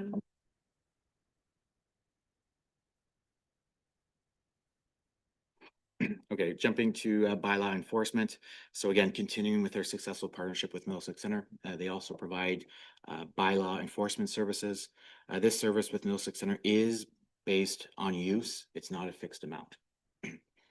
So the overall department is decreasing by $25,000, and this is directly related to the property standards and bylaw enforcement projects that we had in the 2025 budget. So that whole amount we're recommending is being reserved for in 2025 and being reapplied in 2026 and continuing with that project of property standards and bylaw enforcement projects. So that is why this department is dropping. Bylaw enforcement is education first. That is the mindset for that department, and it is used to address various bylaw complaints. Councillor Kingmo? So out of curiosity, and I'm sorry about all these questions, this might be for Mike though. Do you know how many hours you devote to helping Middlesex Center with this file? I haven't necessarily through the mayor to Councillor Kingma.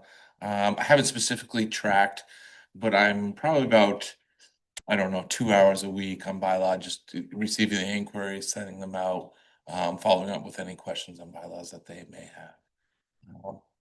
Some weeks more, some weeks less, so it's tough. Yeah, and I think that cost and information gathering will always be there regardless, right? Whether it's a, contracted service or not. A lot of these cases do, need some nuance to discuss with them and how it's enforced and how we can get to the best, solution. So you're saying you can triage these things. That's basically how. And they don't we're doing it. proceed on necessarily. Yeah, and not every case or how we're dealing with it. And like we said, always education first. If I can add, though, there is a bit of a balance into how Mike triages some of the cases to Middlesex Center for Bylaw Enforcement. Because what we're finding is in some cases they're neighbor disputes, for example, where it's just folks are always hammering on the bylaw complaint service or mechanism.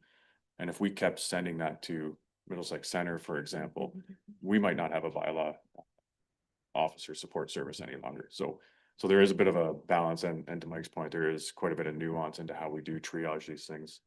We also like to take an education first perspective sometimes, and so does our bylaw enforcement, but it's a little bit more intimate when it comes directly from the township.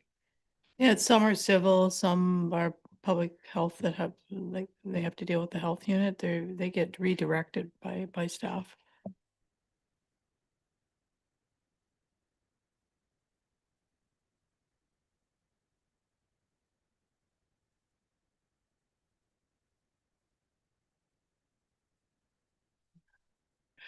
All right, so jumping to animal control. So percentages here make these increases look much worse than they actually are. Only a $1,400 increase there. The main reason for that is we're seeing a slight decrease in dog tags, but at the same time, the services with the London Society or Humane Society of London Middlesex, they do increase by 2% every year. As far as billing, we will be sure to advertise on social media, as we always do, to inform the public that a dog tag is required in the township. So those are billed in April, and those invoices are due by the end of May. The current agreement there with the Humane Society is it goes to October of 2027. So looking at parks and recreation, we are seeing a decrease of about 9.99% or $3,600. And this is due to additional rental revenue with actuals and the in-kind contributions as well for the grant program. So how that works is we are actually recording all of our grant programs now. So we do record that revenue in at Curry Park. At the same time, it shows as an expense for the council department. Just helps us track the in-kind contributions for that grant program. But overall, the township is seeing increased interest at the park. There's been a lot of phone calls received over the course of the year, and rentals at the park have increased. Ground maintenance is being completed in-house, and definitely increased level of service there over the last few years. As far as the Richardson Tree Program, continuing with that, it's been a very popular program. A generous donation many years ago for hard maple trees. This sells out very quickly every year. Based on the funds remaining in that reserve, 2026 is marking the end of that program, with the remaining reserve balance scheduled to be used by the end of the year. So there is about just over $10,000 left in that reserve fund. So for the roads department, we are seeing an increase 5.61% over 2025. Public Works, they do continue to tighten their budget where they can. It is our largest department. So the increase of $78,000 is largely made up of inflationary increases, step and cost of living increases, and the required 2026 OSIM report for bridges and culverts. The department does include 6 staff, 2% COLA, overtime, as mentioned, 7.5%, and that's supported by the winter maintenance reserve if it does go over that. So the main role of Public Works is delivery of sustainable transportation infrastructure. There are 214 kilometers of centerline road, or centerline kilometers of road, 3.6 kilometers of sidewalks, 13 bridges, and 36 structural culverts. A lot there to keep the department busy. So from the spending point of view there, $132,000 is the budget for dust control. That is a 9% increase over 2025, equivalent to $11,000. Hard top and loose top maintenance has increased by 4.5%, or about just over 12,000. Sand and salt is consistent to the 2025 budget. Public Works aims to continue with the culvert replacement program. So there's $30,000 slated there. So these are culverts that are not covered within the OSIM report based on the overall size of that culvert. So looking to replace those every year. The township did look for grant funding to assist with this program. Unfortunately, we were not successful, but we'll continue going after those grants. 2026 does require the OSIM report to be completed. So all township bridges and culverts are to be inspected and rated. So the overall cost for that is about $10,000, and that's completed every 2 years. There is some significant drain maintenance through the Drainage Act scheduled for the year. So multiple drains have been coming forward to council that include township road crossings in their apportionment schedules. So we are estimating about just over $114,000 to hit the 2026 budget. So based on the prior year's drain review project, we do have about $90,000 in reserves that we could use to offset a portion of this expense. So it is recommended and is included in the budget. As far as cost savings are concerned, Public Works, we are utilizing the team there to assist in a number of capital projects this year. So using labor and equipment to work on Buttery Creek, tar and shipping roads, and as mentioned earlier, assisting with the municipal office parking lots. So we're minimizing those capital costs. So the costs that were presented earlier today, it already includes the cost savings of using our team to do some of that work. There's also a focus on staff training, specifically road school, various equipment training, and emphasis on health and safety. Fleet increase there, 3.5%, just over $7,000. Slight fuel decrease of 1%, just aligning that to current usage. We do have some added maintenance on some new vehicles, and that's just adding maintenance to those that have the warranty falling off the table. We just have to be prepared for any ongoing expenses. So those are newly added. There is $20,000 of proceeds of disposition in 2026. This was a topic of conversation in the past. It was recommended not to realize these as proceeds of disposition and recognizing that revenue in the current year as it creates a one-time funding. So this is fully being transferred to reserves. So in simple terms, if we were to take that $20,000 of revenue into the 2026 budget, As soon as we start the 2027 budget, we're immediately at a $20,000 loss starting the year, which we would have to make up. So this just helps smooth out the budget. So waste and recycling. So 2026 is the second year in a row that the wheelie bin program is at full cost recovery. So fully paid for by the user. So if you don't have a wheelie bin program at your home, you are not contributing to this program. Overall, the department has a slight surplus of $65. In my mind, that's pretty much zero. Due to the current bin allocation, staff are not recommending any increases to the 2026 bin charges. So continuing with those 2025 rates. The budget working group did look at the overall bin methodology as discussed through the year by council. So looking at, are the charges per bin size adequate, or should we change that methodology? But since there was no increase proposed for the 2026 budget, the working group thought we could defer this to 2027 budget and look at everything at the same time. As will likely be probably an increase next year based on inflation or whatnot. So if there is an increase in the bin charges, we could look at the overall methodology. When do they let you know? Maybe that's a question for you. It's just based on their budget at the end of the year? Okay.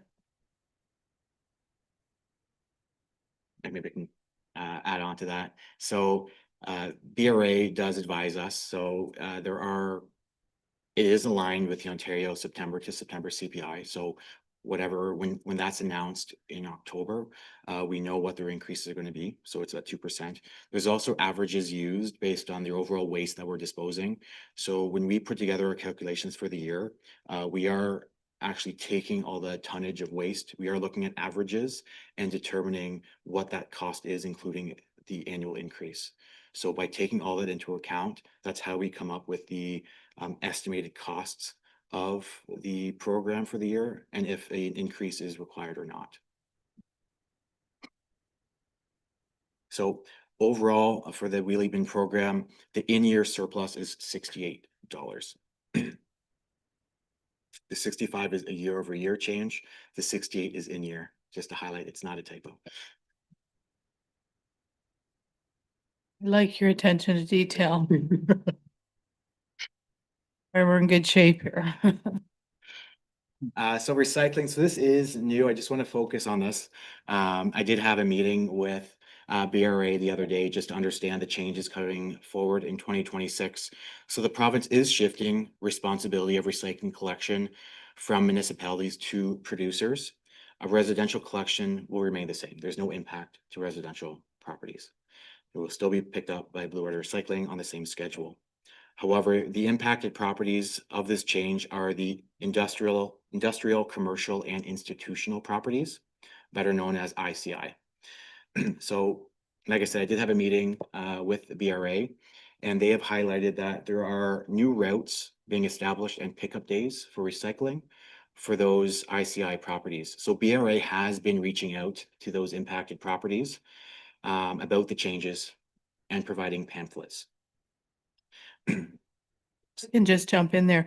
You'll see that picture. So that's what they're actually going to look like. They're going to have a red bin, a red lid.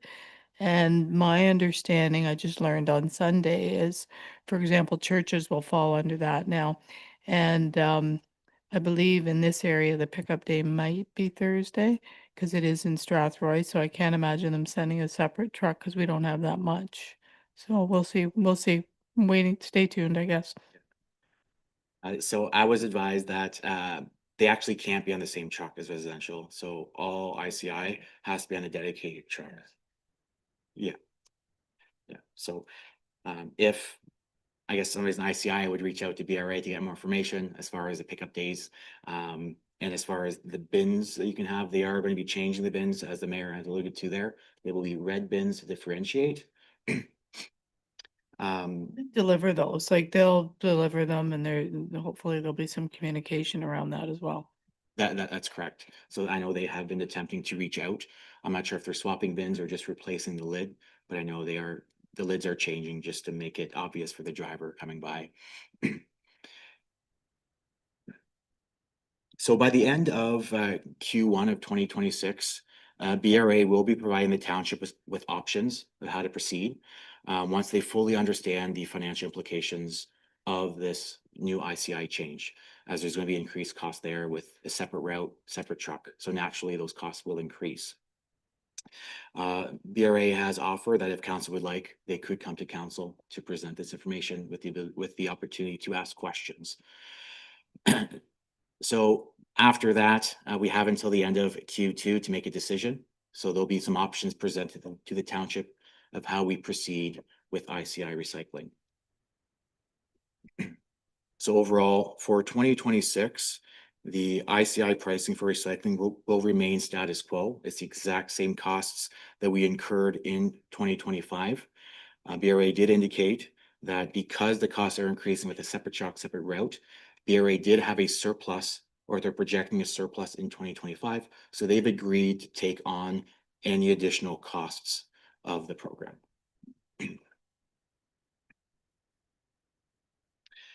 So moving to the landfill.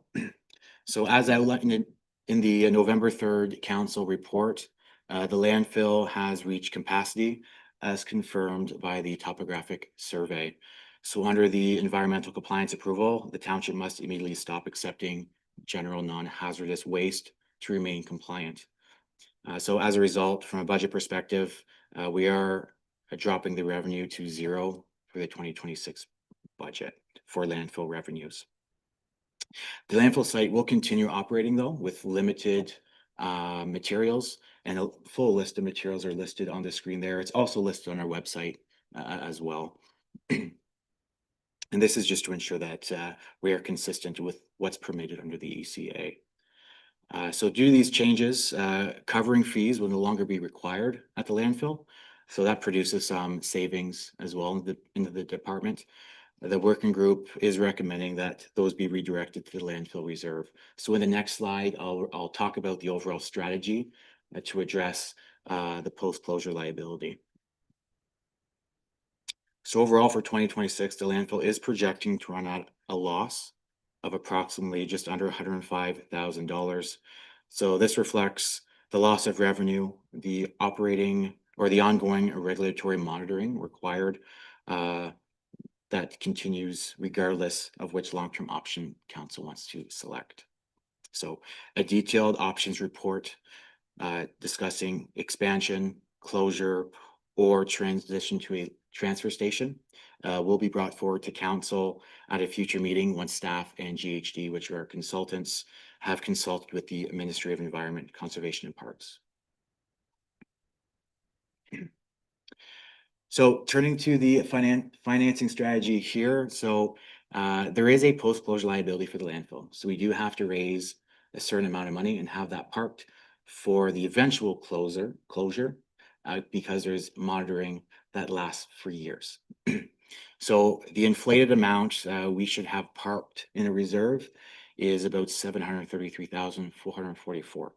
So we do have an estimated reserve balance of about $469,000. So as you can see, that's about $250,000 gap that's sitting there that's still to be funded. So this was discussed with the working group of a strategy to close that gap. So it was recommended that the working group increases the annual contribution by 2.25% each year, while also taking advantage of our investment earnings. So as mentioned earlier, we have a GIC for the landfill. There's $400,000 locked into a long-term GIC that's paying 5.45%. So that definitely significantly decreases that gap with that GIC. So under this strategy, the township is projecting to fully fund that post-closure liability by the end of 2028. So this strategy does support whichever option council decides on, whether that is expansion through an ECA amendment, full closure, or shifting to a transfer station model. So each option requires the township to be in a strong financial position to meet regulatory obligations.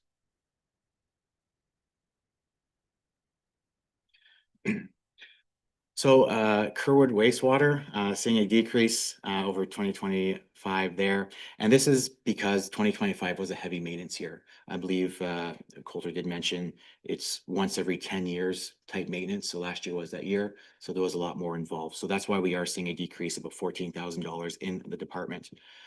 We are proposing a slight inflationary increase to the operating fees there of 2%, which is aligning to the September to September CPI. This will be brought forward on December 15th for council's consideration in the fees and charges bylaw. As far as connection fees, there are none budgeted there, just to be conservative. There's still that rate study project, which is a prior year carry forward.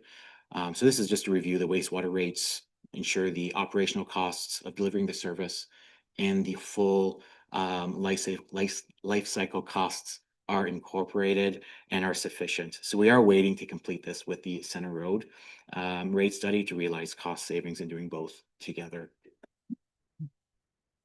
Grass cutting is still being completed in-house, and Aqua is managing that contract. And that contract is set to expire at the end of the year. So I imagine there'll be a report coming to council this year to discuss a renewal or options. So life cycle management regarding Kerwood wastewater. So funding the future capital replacements, we are seeing a bit of an increase here, and this is directly related to decrease in interest rates. So we're recommending a $9,179 increase over the prior year to keep pace with the year-over-year funding strategy. So overall, the department is seeing a deficit of $99,298. Although it's a deficit, it's an improvement over 2025, as we've seen a pickup of about $14,000 compared to 2025. So we've decreased the deficit year over year. So looking at water wastewater for Center Road, we are seeing a decrease of about 31% or just under $19,000. So there are a number of prior year carry forward projects listed here that do not have a budget impact, as these funds were raised in the prior years and are held in the operations reserve. So keep in mind, many of these items are dependent on the final servicing agreement. So overall, we are seeing a department deficit of 42,141 for the year. In our last department, drainage services. So we're getting there. So we're seeing an increase there of 14.7% or about $6,000. So as decided in 2025, Spreed Associates has been providing the township with drainage services. There was a 1-year agreement that does expire in February of 2026, but there does give us an option to renew for an additional year. Rob is in the office weekly from Spreeds on Tuesdays, but he's also able to be reached by email or phone any other day of the week. So based on eligible hours, the township can receive up to 50% back in drainage superintendent grant from OMAFA. And again, those are based on eligible hours. So the budget does assume a 40% grant, just to be conservative, because this is based on the overall timesheets that are submitted. So we have yet to submit for this yet. This is the first time using a contracted service with Spreets. So by putting a 40% projection in there, we're allowing some buffer there because there are some tasks that the drainage superintendent works on that are not grant eligible. So this is just being conservative and not taking the full grant into account in the budget. So overall, the increase is based on the estimated actual billings that we've received to date. You have to remember that 2025 factored in a part-time employee, not a contracted service. So that's why there's a bit of a change there. So this slide here just breaks down all of our expenses, and really a lot of our expenses can be broken down into 7 categories. This makes up 93% of the budget. So transfers to reserve and reserve funds, 29%. So this is looking at future savings to make sure we have cash available to do all those projects. 1.4 of that is life cycle management. Wages and benefit at 25%. It's not uncommon to see wages and benefits near the top for any municipality, as staff is the one that is doing the work. Some subcontracted services at 22% or $1.6 million. Again, we can easily see where those numbers are coming from, with over $500,000 coming from policing, 172,000 from BRA for waste and recycling. There's $235,000 there for studies related to Center Road. So you can see how that easily gets to that number. And then we round that off with repairs and maintenance, insurance, IT, and then conservation authorities. So that ends the operations piece of the budget. So I'll jump into 2026 reserve and your reserve funds if there are no questions. Are there any questions from anyone at this time? It's not your last chance, so maybe but sometimes it's good to see the whole picture and see how it all comes together. So this is looking at reserve projections. So again, just providing some increased transparency, showing that there were some operating and capital projects not completed in prior years. This just outlines that these funds were raised on taxes, funds were put away in reserves, and are used in 2026. So we're not retaxing for a project for items that were already raised in a prior year. So capital, going back to the earlier slides, that's for the tandem truck operating. Most of those operating projects do relate to Center Road and the Kerwood rate study. So this slide here looks at our reserve fund projections. Again, there are some estimates here. The 2025 surplus has not been completed yet. There's some estimates in here, and that will come to council once we close the year. I'm hoping we'll have all invoices in by maybe the end of February, hoping to have a projection of surplus in March. So we are planning to end the year with a total reserve balance of about $8.1 million, with life cycle specifically at $3.48 million. So this does include all contributions, withdrawals, and in-year projected interest earnings. So in that in-year change column, all the way at the bottom there, so we are projecting to use more in reserves than we are putting in, of about $222,000. So just looking at future capital projections and reserves. So earlier in the presentation, I said that we would get to looking at why are we looking at our forecast? Why are we going out so far? It's to identify those high spend years and identify those reserve recovery years. So it allows council to put a strategy in place while we have time. So it also allows us to do a check-in. So to understand if our reserve contributions are efficient. So it's one thing to think that we're being diligent and putting money away every year for reserves, but if we're not checking in to make sure if it's still adequate, that process isn't working. We have to check in because costs are going up. Putting away a certain amount 5 years ago is definitely different today because things have gone up dramatically. So identifying trends early to minimize significant tax rate impacts in the future. So overall, it allows us more runway to save, to smooth out future increases. So we can see here future capital projections. So the further we look, we start seeing a different picture. So if we were stuck with a traditional 5-year forecast, we'd have switched to a 10-year forecast in the last 2 years here. We wouldn't be seeing the significant spending that's ahead. So we can see here by the mid to late 2030s, spending does spike there. So by planning ahead and putting a strategy together now, it allows the township to be financially prepared for these large spend years.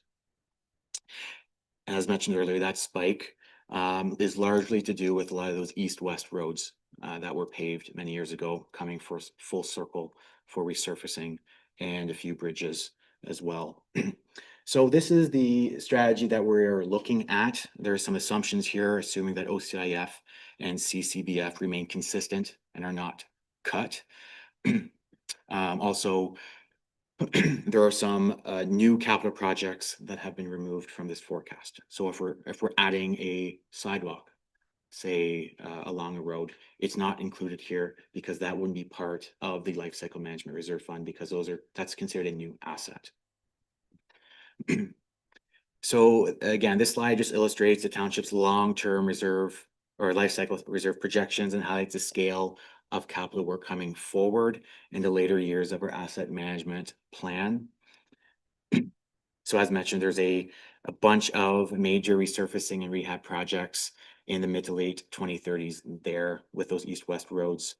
So these projections are based on the current asset management plan, and data is coming from our asset management system citywide.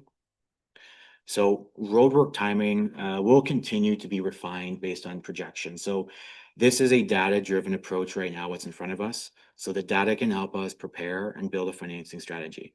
So there's still going to be the common sense visual inspections in the year. So Coulter and his team will go out and look at a road, even though the system might say, hey, this road needs to be replaced in 2026. His team might say, well, hey, we can probably get a couple more years out of this. So we can defer that, and that's fine. He might also see other roads that may need to be replaced sooner, and that could just be based on traffic counts. So there's some kind of human intervention here, but the data allows us to put a strategy in place and project what the future is going to look like. So again, this is important to ensure that we're not creating future deficits or sudden tax impacts or spikes in the future. The working group did recommend that we gradually increase the annual life cycle contribution by 7.25% per year. So building this into the long-term plan helps smooth out the financial requirements and then reduce the risk of shortfalls when these large capital needs arise. So I just want to highlight as well that from a debt perspective, I would rarely recommend borrowing for existing asset replacements for like vehicles or whatnot, as that is generally considered a poor use of debt and resulting in financing a depreciating asset.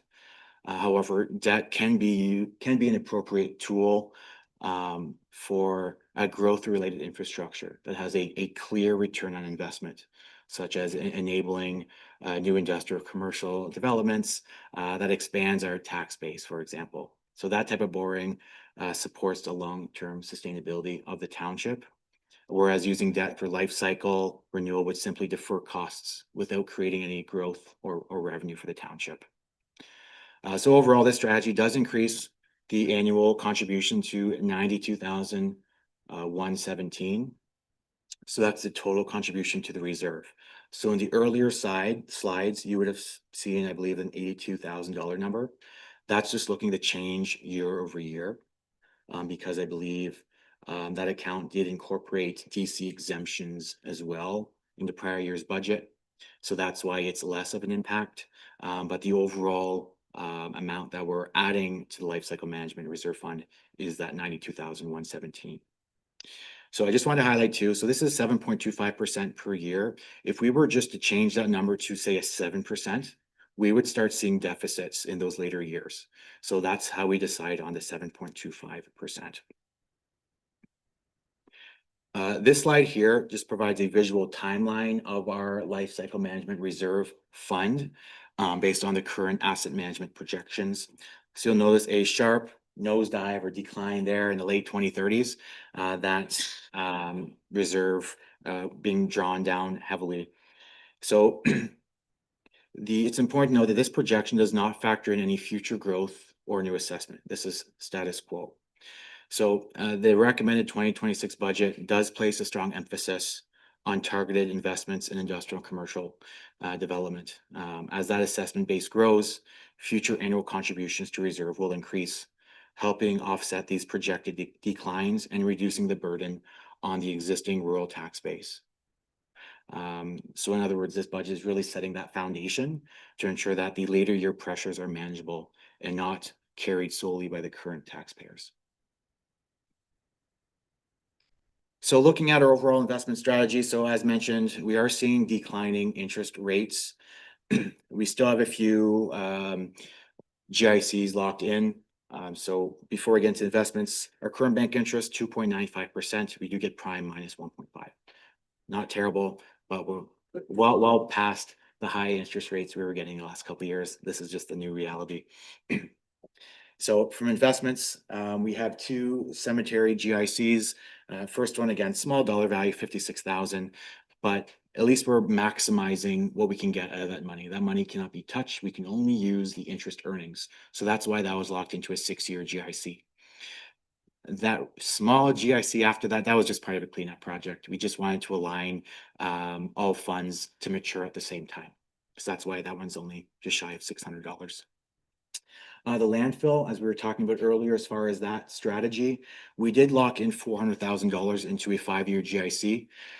So that's paying 5.45%. So you can see over the life of that GIC, we're bringing in almost 109,000, pretty much $109,000 there. So that's great. And when I was saying it was helping with our strategy, that really cuts down on what we have to raise. Because like I did mention, we have to raise $250,000. That's a big chunk of that gap. Life cycle management reserve, we did invest $2.5 million in this GIC. It's 2 years.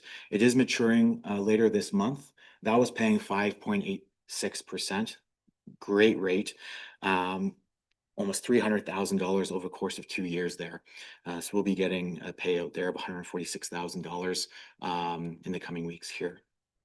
Yeah, and to Johnny's credit, there was about a 5-day window where the rate spiked and he was on it. So we really appreciate that because it does make a difference in our cash flow and our overall operations.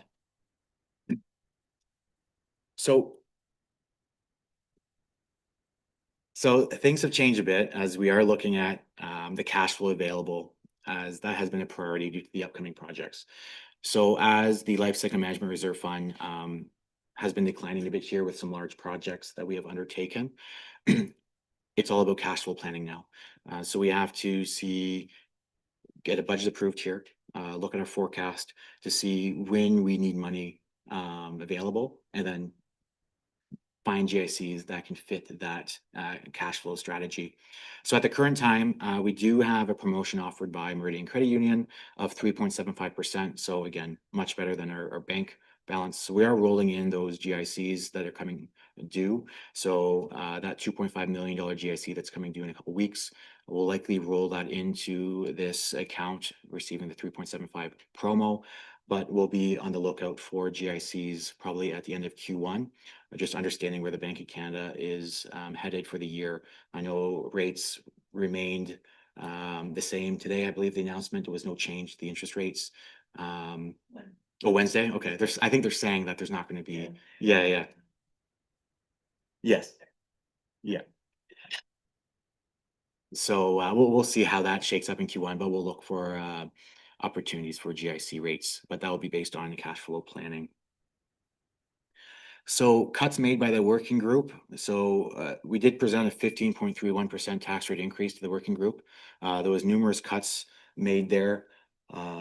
Again, we talked earlier about competing priorities. There was definitely a ton to consider there and trying to put forth a solid budget for council's consideration today. So over $500,000 was cut, bringing that tax rate increase to 5.22%. We did receive some additional information by staff after the working group. One was the final OPP costing and then insurance rates. Those came in lower than anticipated, which is always great. So after factoring those in, we arrive at the tax rate increase we're presenting today, which is at 5.08%. So raising $371,867 over the prior year. So overall, that's how it shakes out. We're looking at a $9.8 million combined capital and operating budget for 2026. So what does this look like for the average homeowner? So for residential property at a $290,000 assessment, again, these averages are from MPAC. So we're looking at $114 increase over the year, or $9.51 per month. Farm, on the other hand, $800,000 assessment, $79 increase, or $6.56 per month. I do just want to note this is the municipal portion only. It excludes what the county and what the school boards put forward. So to conclude there, that's where we're sitting. That's being what's recommended this afternoon is $9.8 million budget. But I turn it over to the mayor now for council to deliberate.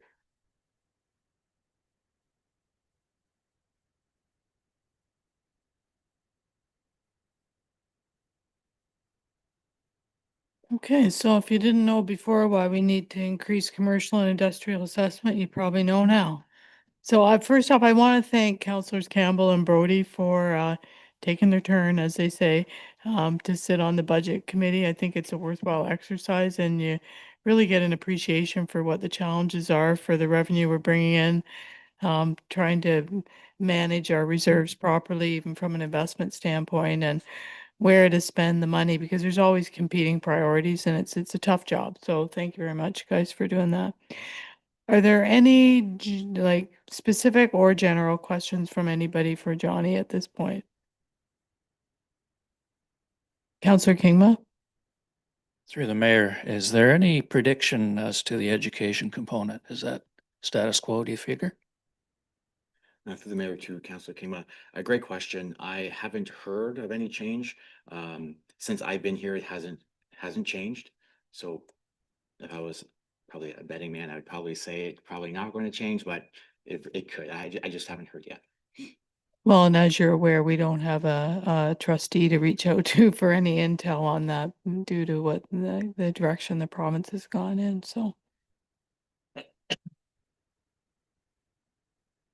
Counselor Kingma? Does the county have a budget committee in formation and they're already anticipating their meeting schedule? Boots on the ground, Wednesday, Thursday, Friday. That's our meetings. So, and then we've already in-house tasked the different department heads with, no, that's not the right number, go to the bone. So it's what they're presenting on day one on Wednesday is already pretty low. So whether we'll find more savings, I don't know. I don't want to say what that rate is, but it's decent, I would say. Better than expected. So.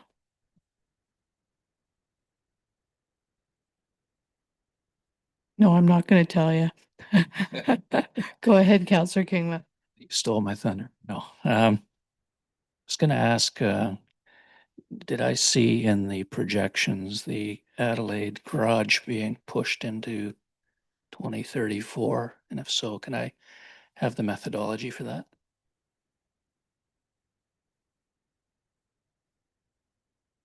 There's not here, so. Yeah, Coulter again misses tough questions. Yeah. Uh, I think the answer to that one is that we just, we know we got to do something, whether it's an enhancement of the status quo or a consolidation of the two garages. It sounds like they're starting to equal the same amount of money. I think we're budgeting or planning for the worst case scenario, which is the most expensive scenario. Because we have quite a bit to do to get to that point, the project's getting pushed down the road a couple of years at a time.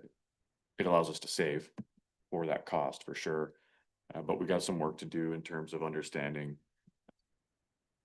whether or not the Napier garage, for example, is a potential brownfield and what costs might be portioned to remediation efforts and that kind of stuff. So we still have quite a bit to do to really understand what that project actually looks like to be able to bring it back to council to give council some decision points.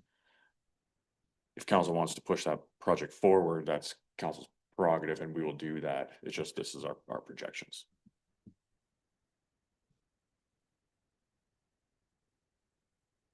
Okay, any follow-up or you're good with that?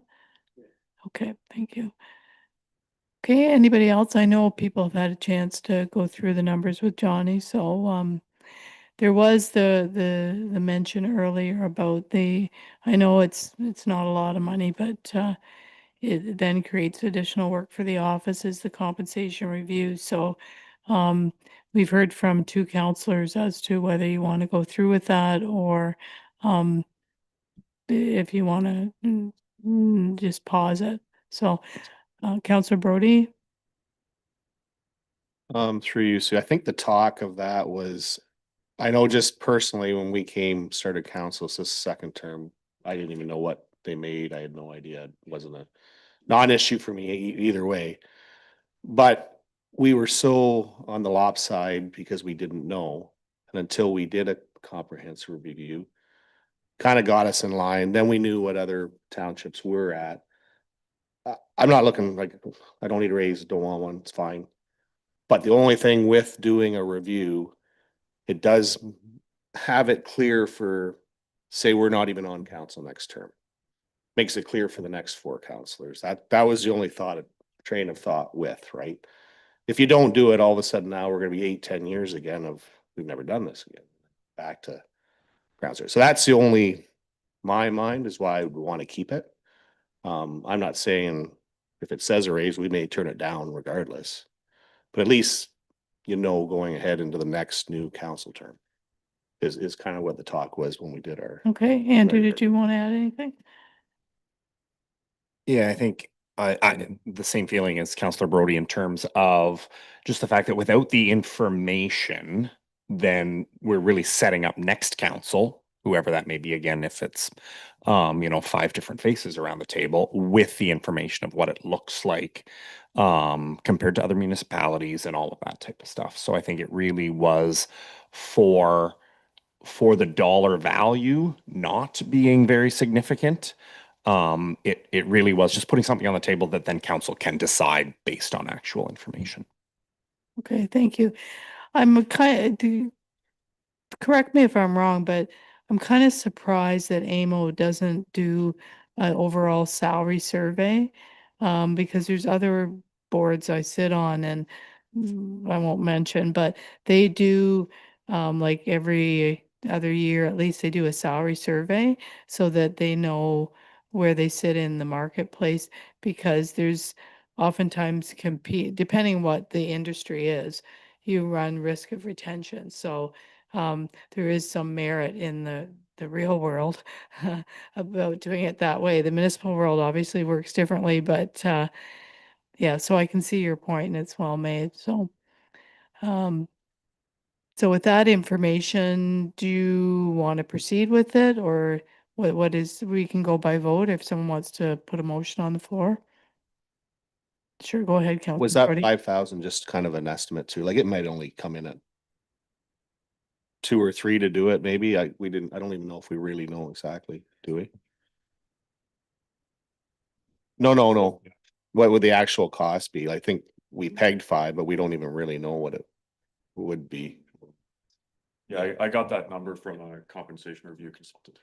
So I said for $5,000, you should be able to understand council's compensation. So it should be fairly accurate. Like, I don't think it would be, it's not a pie in the sky number. Okay. Again, I just like the idea for the next council coming in is Well, and to your Right. point, it's information. You don't have to act on it, or you can, or yeah, maybe they'll say there's a reduction. I don't know. Mhm. Okay, is there anybody who wants to put a motion on the floor?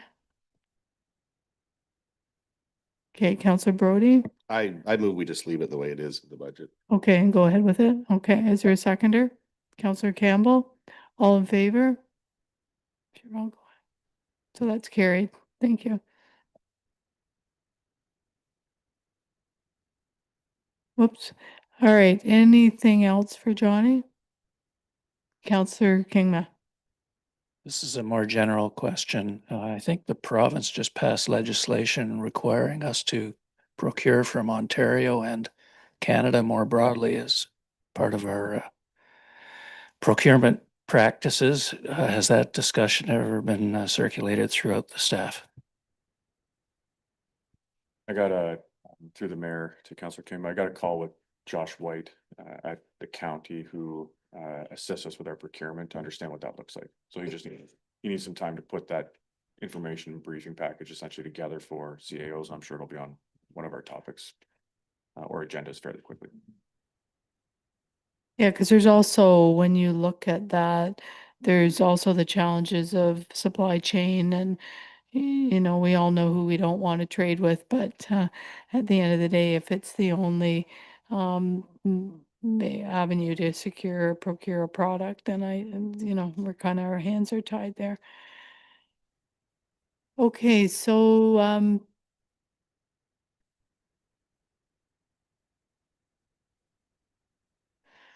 all right, so last call for any questions, comments, remarks, Councillor Campbell? If I can make one more comment through you, to Johnny, being the rookie around the table, I did want to thank you and staff for the introduction to the budget. It was not nearly as boring as you made it out to be. So I did actually enjoy the process. I think one of the things that surprised me is, walking in, you want to get the number as close to zero as possible. It feels like that's the thing to do. It does surprise me how many things come across your desk that it's here's the bill, and pay as you will. That surprised me. But what I really am impressed with is the interest and the dedication to planning for the future, that you and the team have put together through the 10 and even 15-year projections in terms of that. So I feel very good about where we are as a municipality, despite the fact that it's not the zero that residents may or may not want. So thanks, Johnny. That's good input, because there are non-discretionary expenses. When you get the bill from the OPP, you pay it. It's not a negotiating item of any kind. So we appreciate your comments, and I'm glad you found it worthwhile. So you'll be able to put your bulletproof vest on and go out there and tell the public why it's not zero. So that's perfect. Absolutely. Okay. All right, last call. Okay, seeing no more comments or questions, we have a recommendation that the 2026 draft municipal budget presentation be received, and further that the 2026 municipal budget be considered for adoption at the December 15th, 2025 meeting of council. Could I have a mover and a seconder? Moved by Councillor Kingma, seconded by Councillor Brody. All in favor? And that's carried.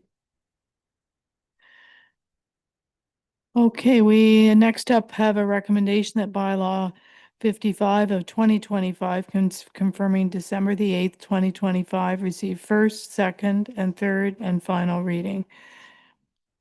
Could I have a mover? Moved by Councillor McKinnon, seconded by Councillor Campbell. All in favor? And that's carried. And could I have a motion to adjourn at 3:29 PM? Moved by Councillor Brody, that's consistent, and seconded by Councillor Campbell. All in favor? Carried, thank you. I'd be